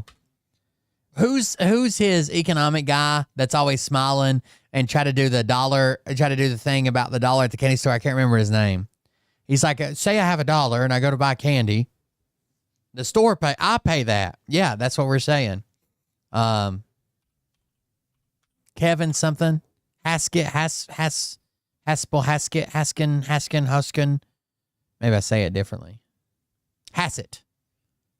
There you go. Listen how bad he bombs this. Well, as you know, a lot of economists say that the inflation will be coming and that there were certainly a lot of imports that were brought in the anticipation that tariffs would be placed. But let me ask you about one new set of tariffs that he announced on Brazil. 50% new tariff on Brazil. Brazil had a $6.8 billion surplus last year. A trade surplus. So again, Trump's mad about trade deficits. Brazil has had a trade surplus with us since 2007. Okay? The last 20 fucking years. The last 20 fucking years. So why is he really putting a 50% tariff on it? Over their Supreme Court and their former president being charged, held accountable. But he can't come right out and say that. So listen how he fumbles this one. Again, I want you to be hyper focused. We're only asking about Brazil. Brazil has a surplus, not a deficit, which is why we're doing these tariffs. Again, Brazil has a 50% tariff on it, which it shouldn't. Why? And he's going to go into, well, in the larger game, a lot of these countries come to me and they're like, how do I get the tariff off? And I'm like, it's about America getting ready for the gold. Just listen, he fumbles everything.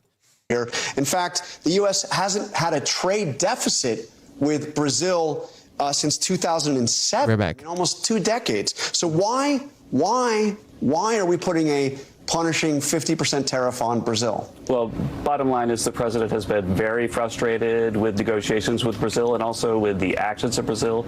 In the end, though, we're trying to put America first. I think that a lot of people, when I'm talking to negotiators from other countries, at some point they'll say, what did we do wrong?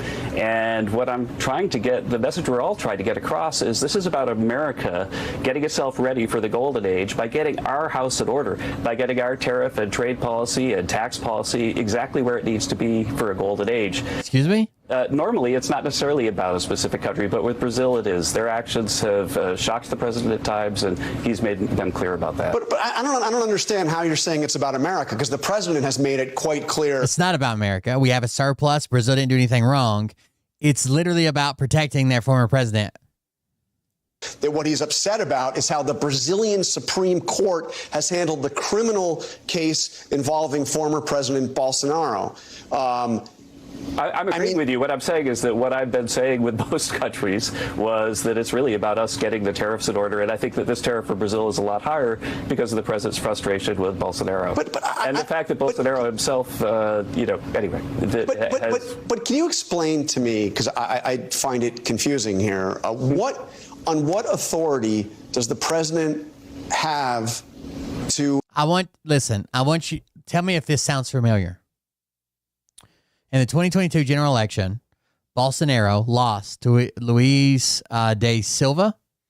On January 8th, 2023, his supporters stormed the federal government buildings, calling for a coup. He lost the election. He went out and got all of his followers to show up at the Capitol and stormed the building.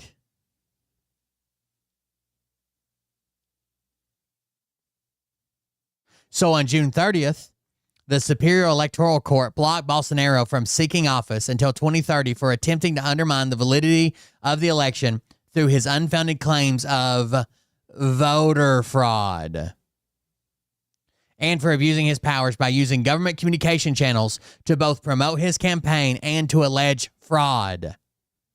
Testimonies from military officials showed that Bolsonaro had allegedly planned a self-coup with the military to keep himself in power, even if he lost.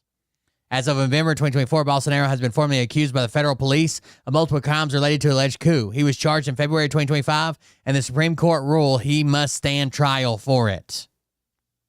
Why would Trump be trying to protect this guy? What the hell do they have in common? Impose tariffs on a country because he doesn't like what that country's judicial system is handling a specific case. Well, I mean, how if is he that? thinks it's a national defense emergency, or if he thinks it's a national security threat that he has. He doesn't want to say any of this. He's saying, well, maybe he thinks it's a national defense emergency, or maybe he thinks it's a national security threat. Maybe if he thinks this, if he thinks that, I don't know. He thinks this, thinks that. Has the authority under AIPA. So how is it a national security threat that, how Brazil is handling a criminal case against this former president? Well, that's not the only thing. That's not the only thing. That's not the only thing. I can't tell you any other things. I'm going to talk about other countries now. I mean, so what is it? I mean, I've asked what it is. I mean, it seems that that's what President Trump's talking about. He's talking about his anger and his frustration. He's been quite candid about it with the Bolsonaro case. Right. Well, the bottom line is that what we're doing absolutely collectively across every country is we're onshoring production in the U.S. to reduce the national emergency that is that we have a massive trade deficit that's putting it at risk should we need production in the U.S. because of a national security crisis. And this is part of an overall strategy to do that. But again, as we've just established, we have a trade surplus with Brazil, not a deficit. And we've had a surplus with Brazil for 18 years. No, that's not what Biden did in Ukraine. We've already been over this. I'm not going to argue it with you again. In February 2024, the Brazilian federal police raided former government officials and ordered Bolsonaro to hand in his passport over accusations that he and his allies tried to overturn the results of the 2022 election and planned a coup. In March of 2024, witness documents released by the Superior Electoral Court were made public. According to two top military officials, generals within the military, Bolsonaro had plotted to overturn the 2022 election results and presented other generals, top military officials, with a plan to carry out a coup with the goal of keeping him in power. He went to his military and said, this is what we're going to do. But Trump likes that. Trump likes a strong leader. Such a strong leader. Trump likes such a strong leader that he's willing to give them 50% tariffs for no goddamn reason. Again, he can't even claim trade deficit, because they have a surplus. They have a trade surplus. In his testimony, former Brazilian Army Commander Gomes said that he had warned Bolsonaro the army would not tolerate any act of institutional rupture, and further added that Bolsonaro's actions could result in his arrest. Former Brazilian Air Force Commander Junior testified that he had tried to dissuade Bolsonaro of any extreme measure and expressed his belief that Freire Gomes was instrumental in avoiding the use of a legal document that Bolsonaro presented in several meetings in December 2022 to overturn the results of the election. Baptiste Jr. further said that the then Brazilian Navy commander, Almir Garnier, told Bolsonaro he would put his troops at his disposal and commented if the commander, Freire Gomes, had agreed, possibly a coup attempt would have taken place. So one guy agreed and two other guys are like, no. But if he thinks if two of them would have agreed, he would have tried it with the military, using the military as command to try to stay in power. Sounds like something Trump aspires to. Shit's fucking insane, dude. There is zero trade deficit with Brazil. He just wants to protect those people.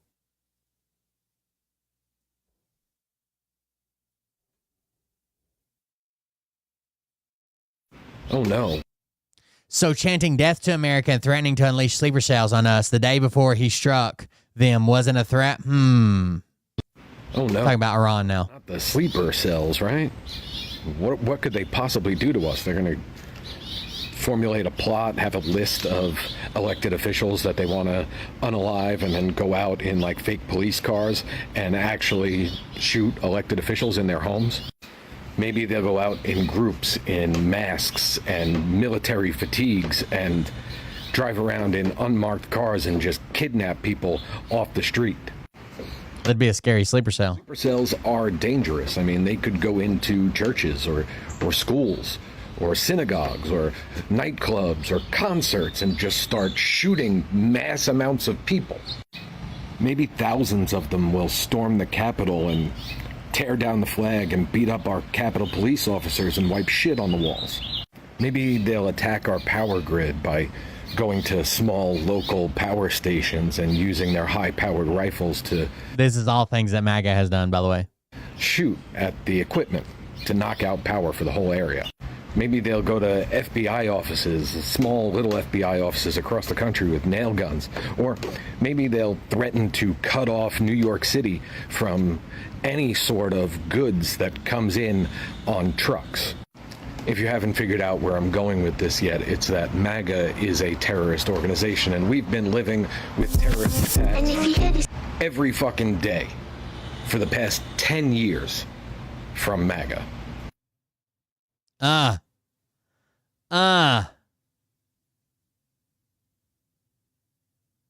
Damn it.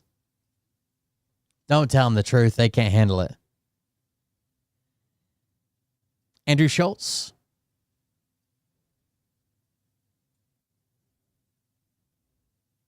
DM me like, you see what your boy's doing? You voted for this. I'm like, I voted for none of this.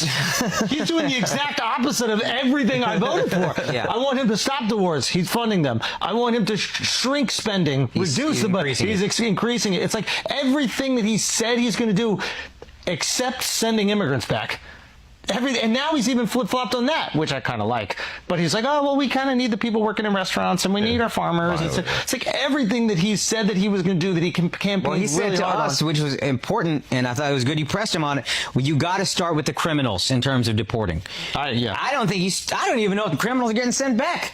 I know there's a... No, I'm blaming MAGA for the Capitol attack. I'm blaming MAGA for fucking the shootings they've committed. I'm blaming MAGA for the assassination attempts. I'm good. A lot of people with green cards getting sent back. There's people who aren't criminals getting sent back. I don't know if you're sending back the criminals first. You're definitely not doing it first. I don't know if you're sending them back at all. So nothing has happened. And you were more optimistic than I was, because I judge him by his first four, and it was Mr. Drain the Swamp, Mr. Build the Wall, Mr. Like, he didn't do a lot of the stuff he promised. Didn't do any of this shit he promised the first time either. That's right. First four, so why would it? Even if you support Trump's crazy agenda, he doesn't accomplish it.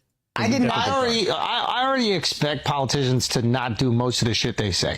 Mm-hmm. And now...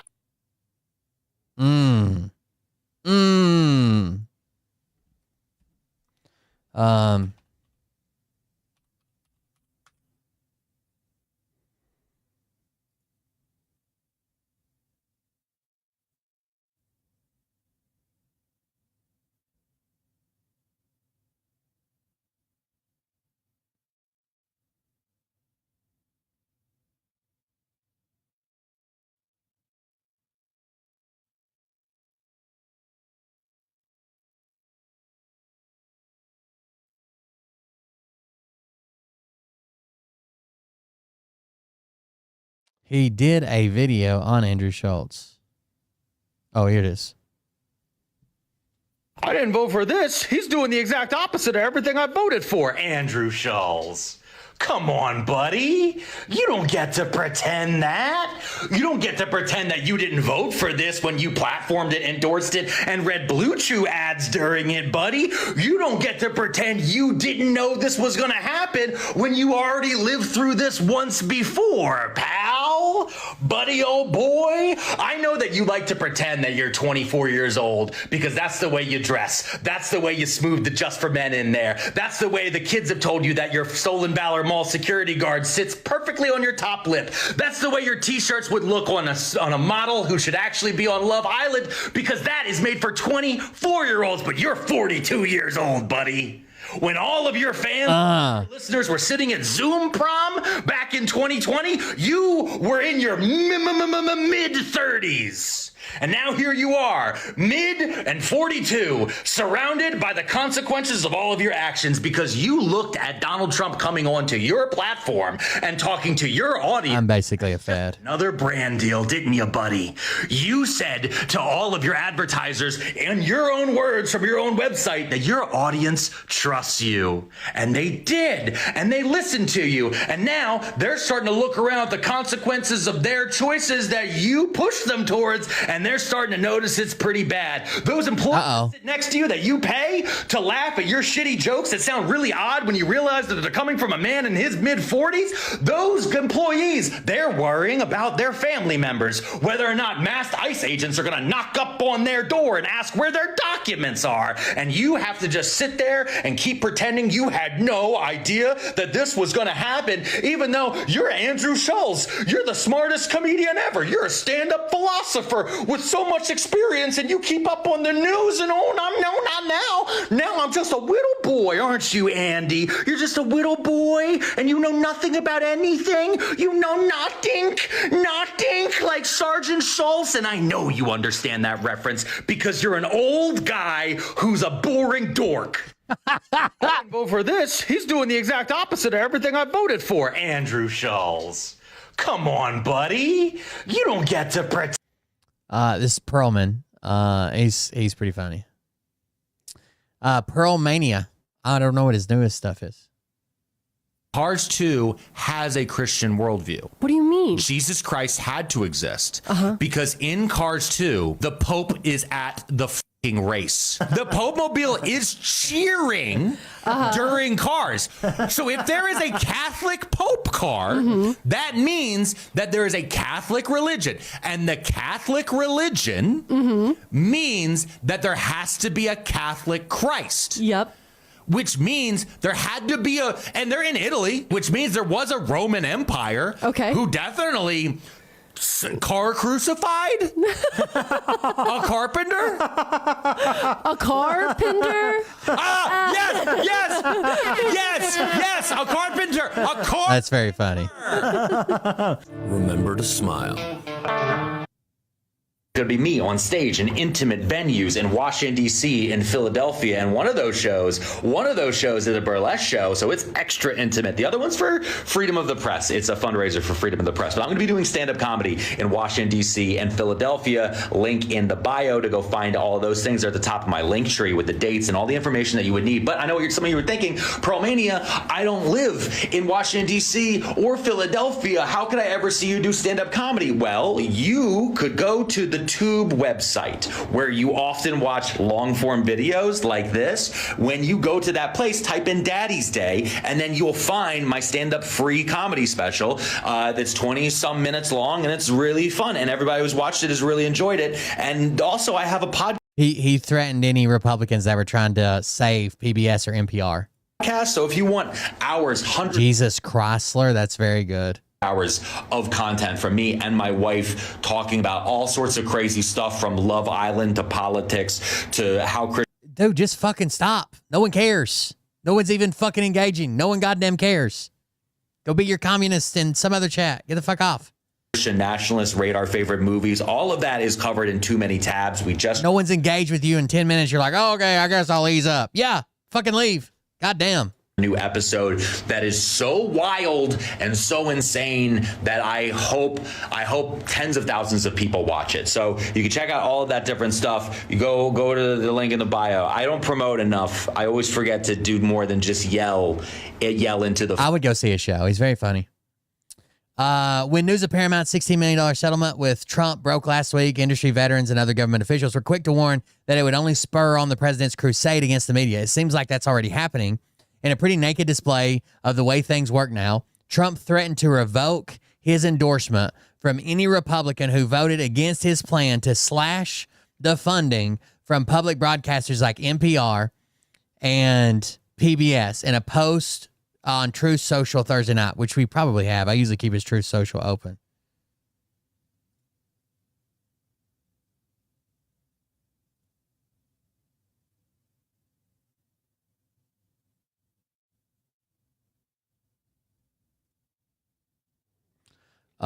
This is one of the posts. I need to go to his homepage.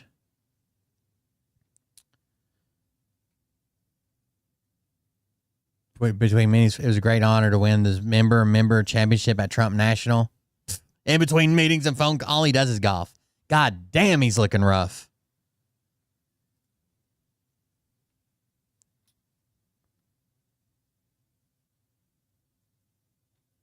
I think it was before that post. By the way, they're trying to say that Trump had a $27 billion surplus or something for the first time in years for 1 month. We didn't spend $79 billion in education that same month. We better have a goddamn surplus. When we don't spend $80 billion on your kids' education, there better be a goddamn surplus.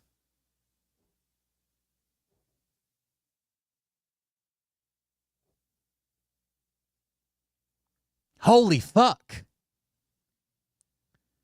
There better be $80 billion they did not spend on your kids that they normally would have, and they're bragging about a $27 billion surplus. This was because of the fact that Rosie O'Donnell is not in the best interest of our great country. I'm giving serious consideration to taking away her citizenship. She's a threat to humanity and should remain in the wonderful country of Ireland. If they want her, God bless America. This is our president.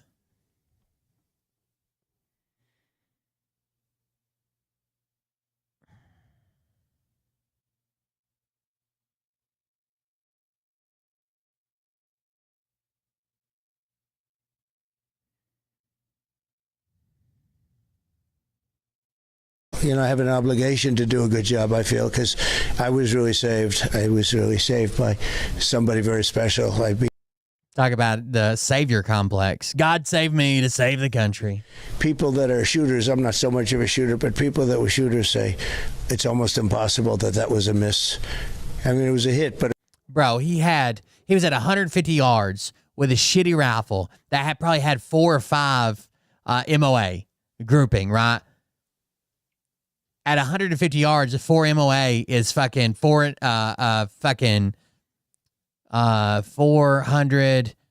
to 6, that's fucking 6 inches.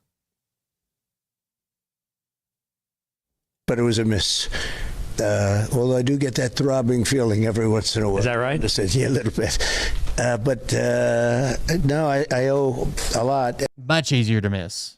Much untrained, in an awkward position, counter snippers in place, nerves, and a shitty fucking Daniel Defense AR-15 that your dad bought 20 goddamn years ago. And I hope the reason I was saved was to save our country. You know, we had a country that was, I don't say dead because it's too strong, but we had a country that was really very close to being finished, in my opinion.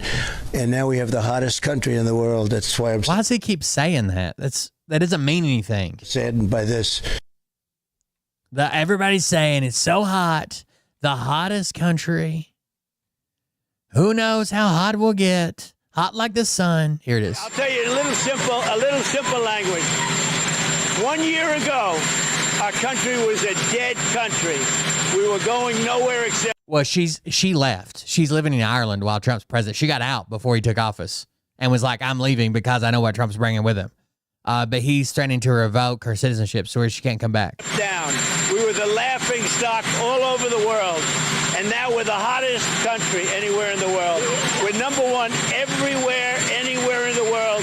And that's all they're talking about is our country. 1 year ago it was a dead country. Now it's the hottest country anywhere in the world. That doesn't mean anything to anybody. Secretary of War P. Hegseth.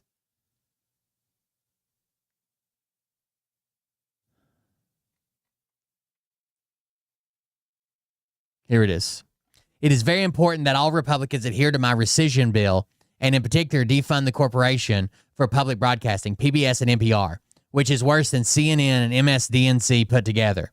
Any Republican that votes to allow this monstrosity to continue broadcasting will not have my support or endorsement. Thank you for your attention to this matter. Like, what the fuck, dude? The president specifically wrote that it is very important to all Republicans, blah, blah, blah. We just read that. In June, the House of Representatives narrowly approved a bill that would cut $1.1 billion in funding that had previously been approved for public media such as PBS and NPR. The vote followed a May executive order that claimed the broadcasters were biased and suggested that government funding of news media in this environment is not only outdated and unnecessary, but corrosive to the appearance of journalistic independence. NPR, dude. The most boring, nonpartisan news in the world. Because Sesame Street made fun of him. Exactly. Congress had already allocated $535 million for public broadcasting this fiscal year. PBS is specifically receiving $325 million, which it says accounts for 22% of its total budget. While he may be attempting to shame his own party out of standing in opposition to the bill, Trump is facing legal challenges from both NPR and PBS. PBS's suit specifically names the president's claim of bias as viewpoint discrimination and accuses the administration of violating its First Amendment rights with his executive order. The funding cuts will also force multiple local stations to go dark if they go through. PBS chief Paul Kerger shared during a May interview with Katie Couric. I think we'll figure out a way through digital to make sure there is some PBS content, Kerger said, but there won't be anyone in the community creating local content. There won't be a place for people to come together. The rescissions bill now needs a majority of votes in the Senate for approval. That vote is expected to occur next week. And this article was written on the 11th. So this coming week, they'll be voting on it.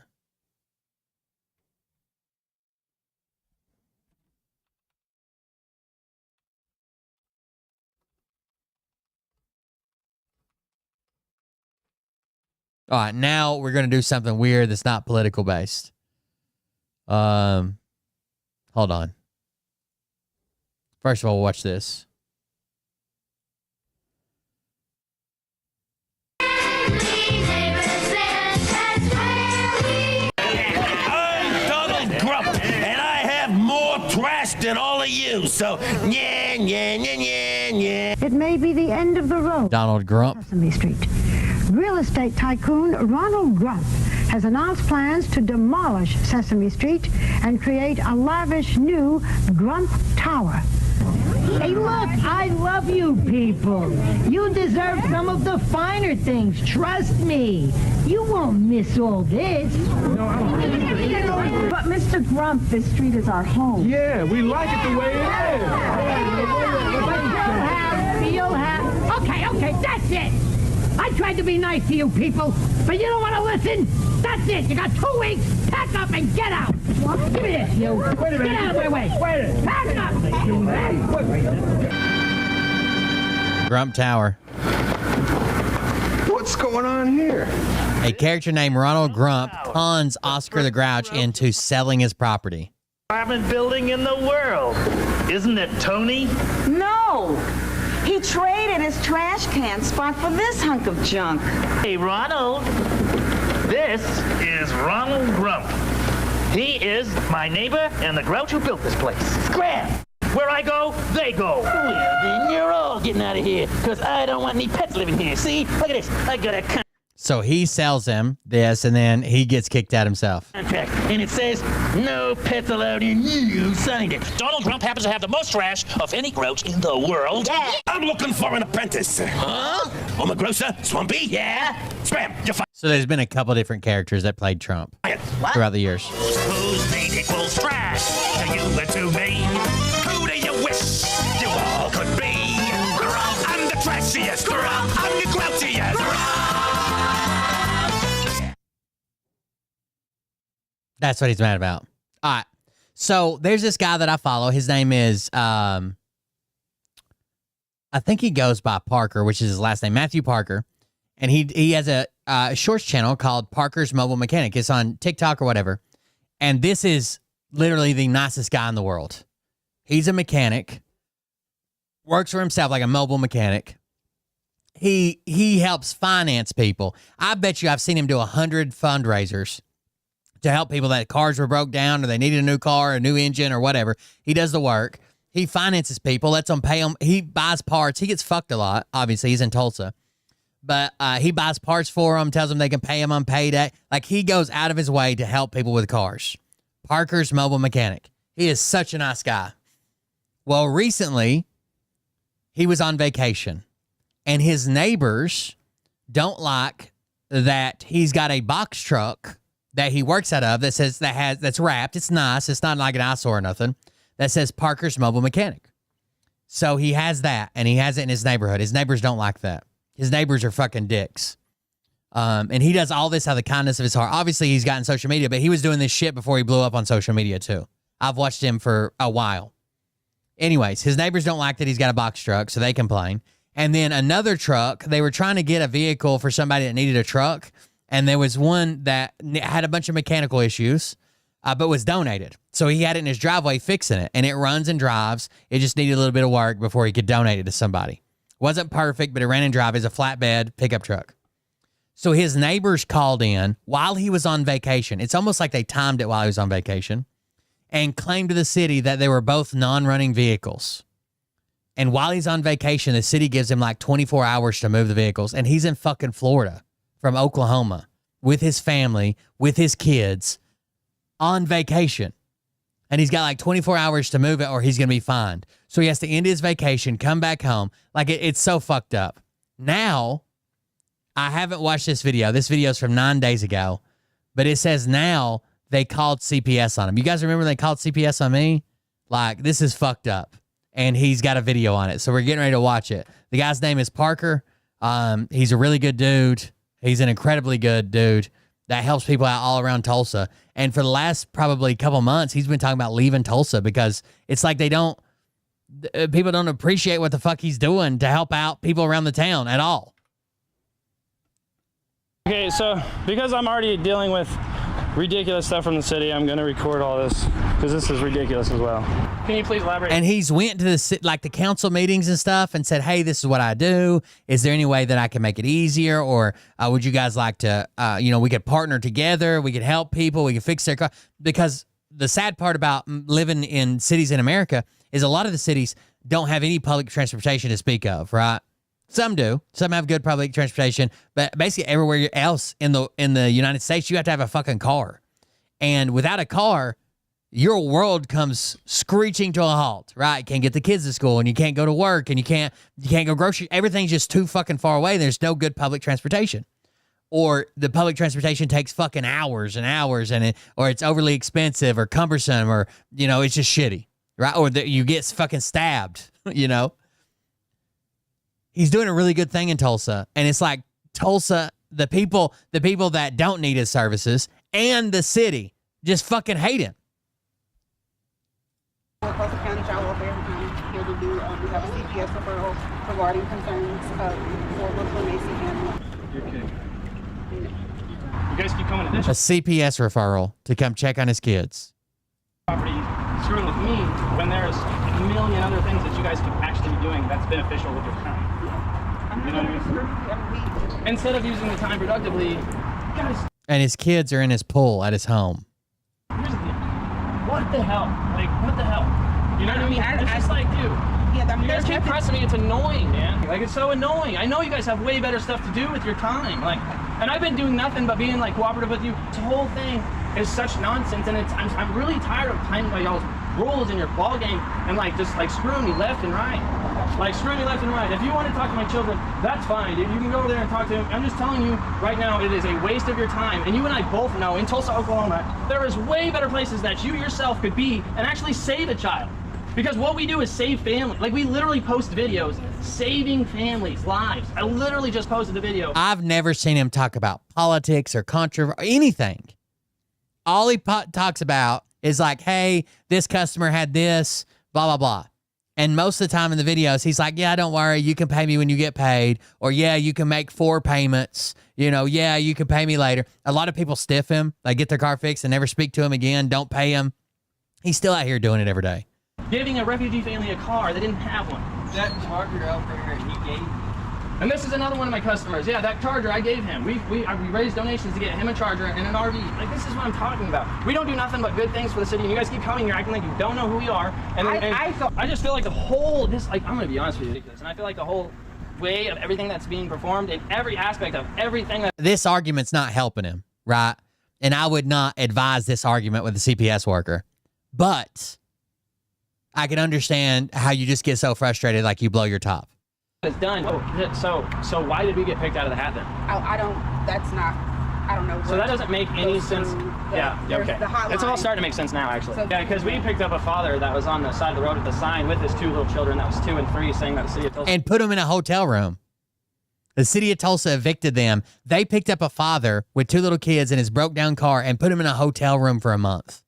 Isn't doing anything, and then we picked him up, bought him a car, gave him a month in a hotel, got him a job and everything like that. But yeah, you guys didn't do anything. You know what I mean? You guys didn't do absolutely anything, but we did. And then now you're here questioning my... No, it's just confusing to me. It's just confusing. You say that because I feel like I got that case and couldn't locate for that. And yeah. No, he was just on the... It was really easy to locate, actually, wasn't he? He was on the side of the street with a sign. It was really easy to locate. Yeah. I was just driving and I seen him on the side of the street and we pulled over. Yeah. Much like how when It's a fucked up story, it really is. And I've had CPS called on me with a bunch of fake shit before. Somebody that's doing something. And the investigation, even though they only came out once, well, no, they came out twice. So the investigation was supposed to be closed immediately as soon as they saw my kids. But the supervisor has to personally sign off to close the investigation. The supervisor was like out of town, had a family death or something. So they can't close a case unless they've seen the kids within 30 days. So they had to come back right around Christmas and see the kids again. And then the supervisor could sign off on it. And then it was closed. The cop pulls over and says, hey, what's going on here? You know, seeing a father with 2 children. The cop passes. It's just phenomenal. It's just phenomenal how you guys do your work. This is all I'm saying. It's just phenomenal. You need to talk to my kids, absolutely. Macy, she needs to talk. You want her first? Yeah, absolutely. There you go. Yeah, go for it. I cannot wait to get out of the city. Holy cow. Please, you. Because they're treating him this way, he's trying to leave. Holy cow. This is where the city of... The Syrian family, 2 vehicles, yeah. And I don't know why they get so much... I've never seen him make a political take. Like, I can understand if he's like, fuck Donald Trump and the MAGAs come after him, or if he's like, super MAGA and the left came after him, right? The internet left. But, like, I've never seen him do politics or anything controversial at all. Now they're talking to my children about the well-being of their safety. You see how, dude, you see what I deal with, bro. This is literally what I deal with. All because if you want to make notes about me being uncooperative or whatever, it's fine. I'm going to post this whole video because I'm honestly so sick and tired of the city. Like, I'm so sick and tired of the city. All right, I'm going to let them talk. She's going to talk to you too, babe. Yeah, because right now at this very moment, it guaranteed, inside the city somewhere, there's a child, you know, that's being mistreated or something. Yeah, they actually could go be, do their job. This guy has some type of disability that lives in an apartment or whatever, and they got him a vehicle that he can actually drive. Here's the deal. I want to speak on. He's like in a mobility scooter, this guy, I think. Their behalf. I apologize on the entire city of Tulsa's behalf to all the children out there, you know, that aren't getting the help that they need, because this is where the time is spent. It's literally nonsense. Apparently, this lady said that the father that we had helped and gave the vehicle to with the 2 children, he was impossible to find. I beg to differ because he was right on the side of the road. I mean, he was right there. And but yeah, these guys were trying to get a hold of him, even though he was holding a sign saying that the city of Tulsa is not helping him at all in any way, shape, or form. And we even heard him say that. But apparently, you know, they were looking for him. I guess it was the luck of the draw that we just ran into the guy. You know what I mean? After you explained it to her that it was wasting her time, she's still over there wasting her time. Yeah. Well, I mean, she kind of has to. I understand he's upset, but the argument's not helping him, and this isn't helping. Like, she has to do it now because somebody called in. Who knows how many kids could be... We just tried to be super nice. It's not their fault, right? They get a call. They don't know the story. They have to show up. Right now. But she's sitting there just, you know... Yeah. But we see where it's going. Like, you see how obvious it is now, right? You see, like... Yeah. Before you... I do want to just add, leave it appropriate, age appropriate, you know what I mean? Something that's not going to scar her so when she's an adult, and then she's, like, thinking stuff because you guys put it in her brain. You know what I mean? Just be appropriate is all that stuff. Thank you. But again, we got a bit to their well. That's my 7-year-old daughter right there that they're talking to. They don't, like, care. It's so messed up. I don't know how you can tell me to chill out. Do you not see what's happening? Like, do you not see what's happening? His girlfriend or wife, I don't know if they're married, but actually, so I don't know about anywhere else. In the state of Tennessee, the only person that can tell you who called CPS on you if they call the hotline and make a report, the anonymous tip line or whatever, is that a judge, after a court case, to prove that it was malicious, can order it to be unsealed, and then they can look up the phone number that called. They're asking them stupid-ass questions anyways. So I get where you're coming from, not trying to cause a ruckus, but it's like they keep poking. You know what I mean? Keep poking. And it seems like it's gotten worse since he was saying, like, he's done, he's going to leave, fuck this town. Like, they've done nothing but fuck him. He's been to city council meetings. He's tried to work with them. He's tried to work with his neighbors and random people and blah, blah, blah. And it seems like it's picking up now. Maybe it's just because it's getting attention on the internet and people on the internet are doing what they do, trolls and, people try to ruin your life on the internet. But it does seem like it's picking up. We gotta get back to work tomorrow, and then this is our last day to relax. This is my first day ever in my pool, literally, since we've been here. It's my first day ever getting inside this pool. Been in it for an hour. Then everything stops because... Does your dad get mad? If the city of Tulsa tells him that he has to move all his property in 2 days or he has to move out of his house, does he get angry? But yeah, I'll answer that question for you. Yeah, absolutely. Because a bear shit. Yeah. It's corrupt as hell. Well, this is obvious. Dude, now everybody can literally see how so obvious corrupt. it is. Like, they see, everybody, all of the followers know what we do, the families that we help, and yet we have child welfare at our house talking to our children. Like, so they can, it's just so obvious now. Showing their ignorance. Absolutely. So we just and it's not only that, it's just show their ignorance. It's not only that, it's just showing like where their priorities are. Like, okay, so you're like, now they're being vindictive. Now it's definitely a target type of scenario. You know what I mean? For you, I don't know where. This is awful. City of Tulsa definitely wouldn't help. No, definitely not, dude. Well, guys, there you have it. So, in black and white, clear as crystal. It literally just goes to show you that this city can literally do whatever it is that they feel like doing. They can literally say whatever it is that they feel like saying. They tell me I have inoperable vehicles when I don't. They told me I have commercial vehicles when I don't. They told me they literally said they assumed that I'm running an illegal business out of my house because I'm a mobile mechanic, and so they gave me violation on that. All in total, guys, here's the deal. It's about close to $750 that we have paid, and I thought we were done with that, right? And then out of nowhere, here comes this welfare worker, and she's referring, the argument that she's referring back to is the argument that I got into with a city worker. So I got 4 days, an additional 4 days to move all my stuff because we were in Florida, and I talked to a few people from the city, and they're like, yeah, we'll give you like 4 days extension so that way it gives you time to get down here. So we left a little early, went to New Orleans. We're supposed to stay down there for like 3 days. And so on that Monday, the Monday that we got down there, about 45 minutes later, I get a call from the city that says that the extension's been canceled and that I have, almost like they're messing with me, that the extension's been canceled and I have 2 days to get back here. And it was about 11 to 12 hours. He got an extension to get back here. So he got an extension because he's on vacation and moved the vehicles.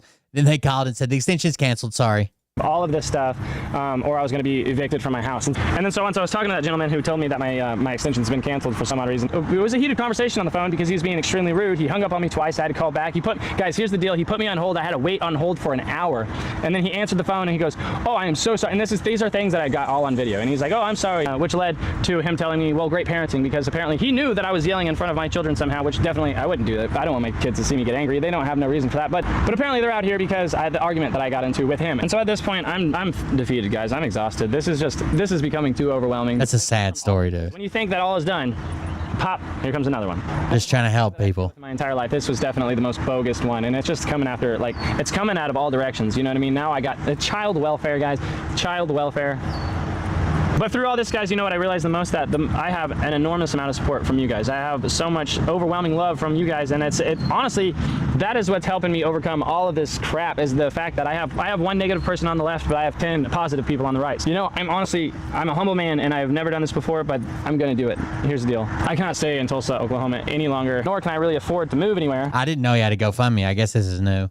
Because of what we do, it kind of exhausts all of our expenses on a monthly basis. So what I'm going to do is what I read in the comments. I seen a bunch of people say, go make a GoFundMe. That way people all over the world that watch our channel and want to support what we do can help me in this endeavor. I really do need your help. I don't know where I'm going yet, guys. I don't know what city we're going to go to, but what I do know is that we're going to get there and we're going to thrive and we're going to put all this nonsense behind us and move forward and then keep going. Because here's the deal. Through all this crap, I haven't been able to work in almost a week because I've been having to do everything that they say, and it's just exhausting, guys. I already know what's happening. I got people watching my house. I have to message people when I leave, just want to follow me around and then see what it is I'm doing, probably try to use it against me. I don't know.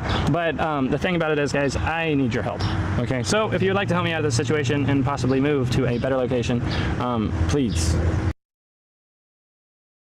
That's fucked up. It's just to be a mold mechanic. just to be a mobile mechanic. That's insane. But here's some of his normal videos. So like,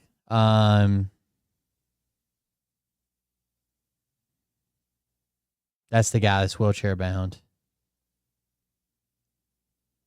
That was when he was on vacation. That was when he's moving his stuff. Let's get one before vacation.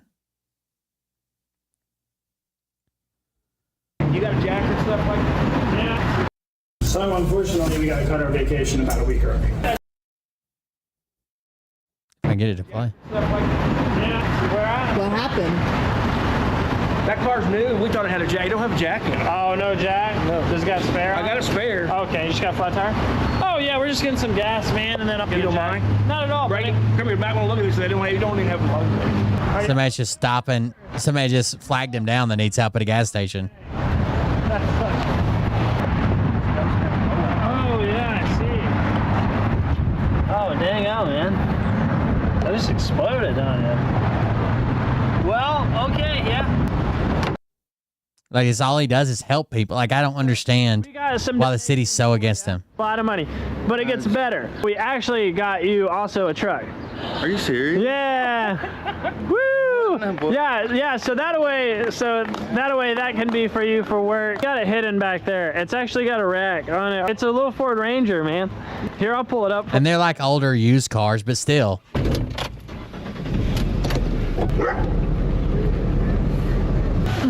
This is it, man. Yeah, it's awesome. Oh, man. It's awesome, dude. Through donations, they give away cars, they fix people's cars. So that's unsafe for anybody. Hey, you stop. So this truck starts and everything, runs and drives. The only thing is I gotta push it because it has no front brakes on it. Oh, that's hot. Okay, so figure out what.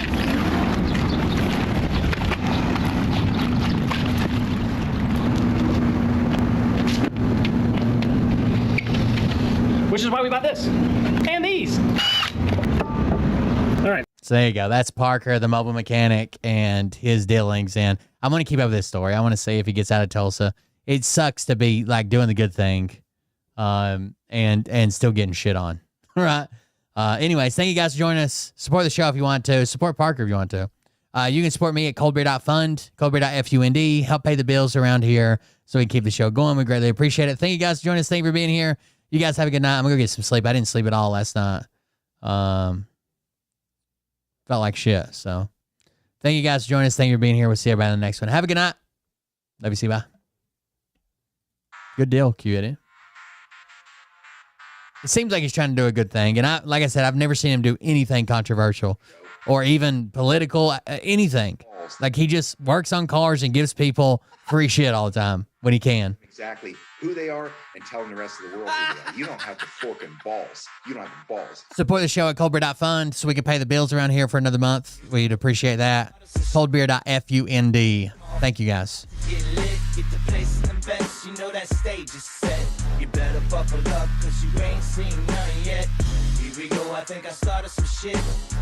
Piss them off, it's about to get lit. Get the place in the best. You know that stage is set.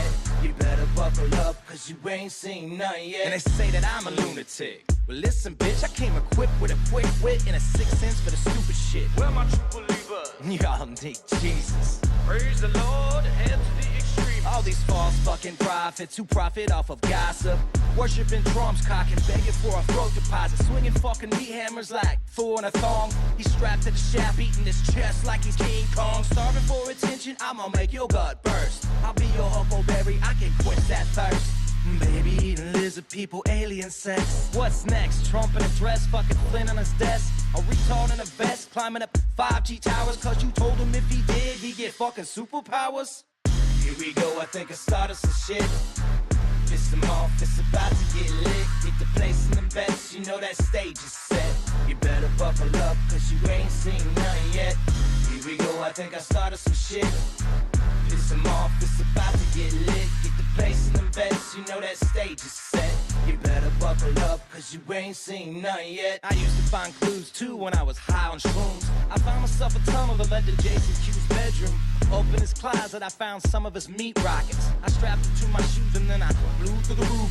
I found myself in orbit strapped to an F-16. High on amphetamine, with Trump in between. Put on a light coat of baby oil and saluted the troops. He tapped me on the shoulder and said, "This is gonna be it." Whoa, wait. Stop. What? I'll get my files. Wait, what are you doing? Stop. Hold on. Fucking stop. Dude, come on. Seriously. This is my mom's an alcoholic. Give me oh my God. Damn it. Here we go, I think I started some shit. Somebody check on Bert. Get lit, get the place in them bets, you know that stage is set. You better buckle up, cause you ain't seen none yet. Here we go, I think I started some shit. Piss them off, it's about to get lit. Get the place in them bets, you know that stage is set. You better buckle up, cause you ain't seen none yet. Round 3. Down goes Nino. Please say it isn't so. Got him backed up on the ropes, trying to ram it down his throat. Now things are getting rocking. He was doing so well. It's all over. Hands on his shoulders. Tuesday afternoon is my appointment. I might not do a show Tuesday, depending on how upset I get during the VA appointment, but that's when my appointment is Tuesday. Like they know hitters, assholes throwing bullshit, shit and bronze to the shitter. All this nonsense on my conscience, it's hard to sleep at night. Who the fuck is in my window with this time of the night? These parasites, these leeches, with all their secret meetings, teaching all you fucking cretins about baby-eating heathens. Believing in reason with no meaning is bullshit. Will Bird motherfuckers out here busting the grifts. Here we go, I think I started some shit. Piss them off, it's about to get lit. Get the place in them bets, you know that stage is set. You better buckle up, cause you ain't seen none yet. Here we go, I think I started some shit. Piss them off, it's about to get lit. Get the place in them bets, you know that stage is set. You better buckle up, cause you ain't seen none yet. You don't have those guts because you're a pussy.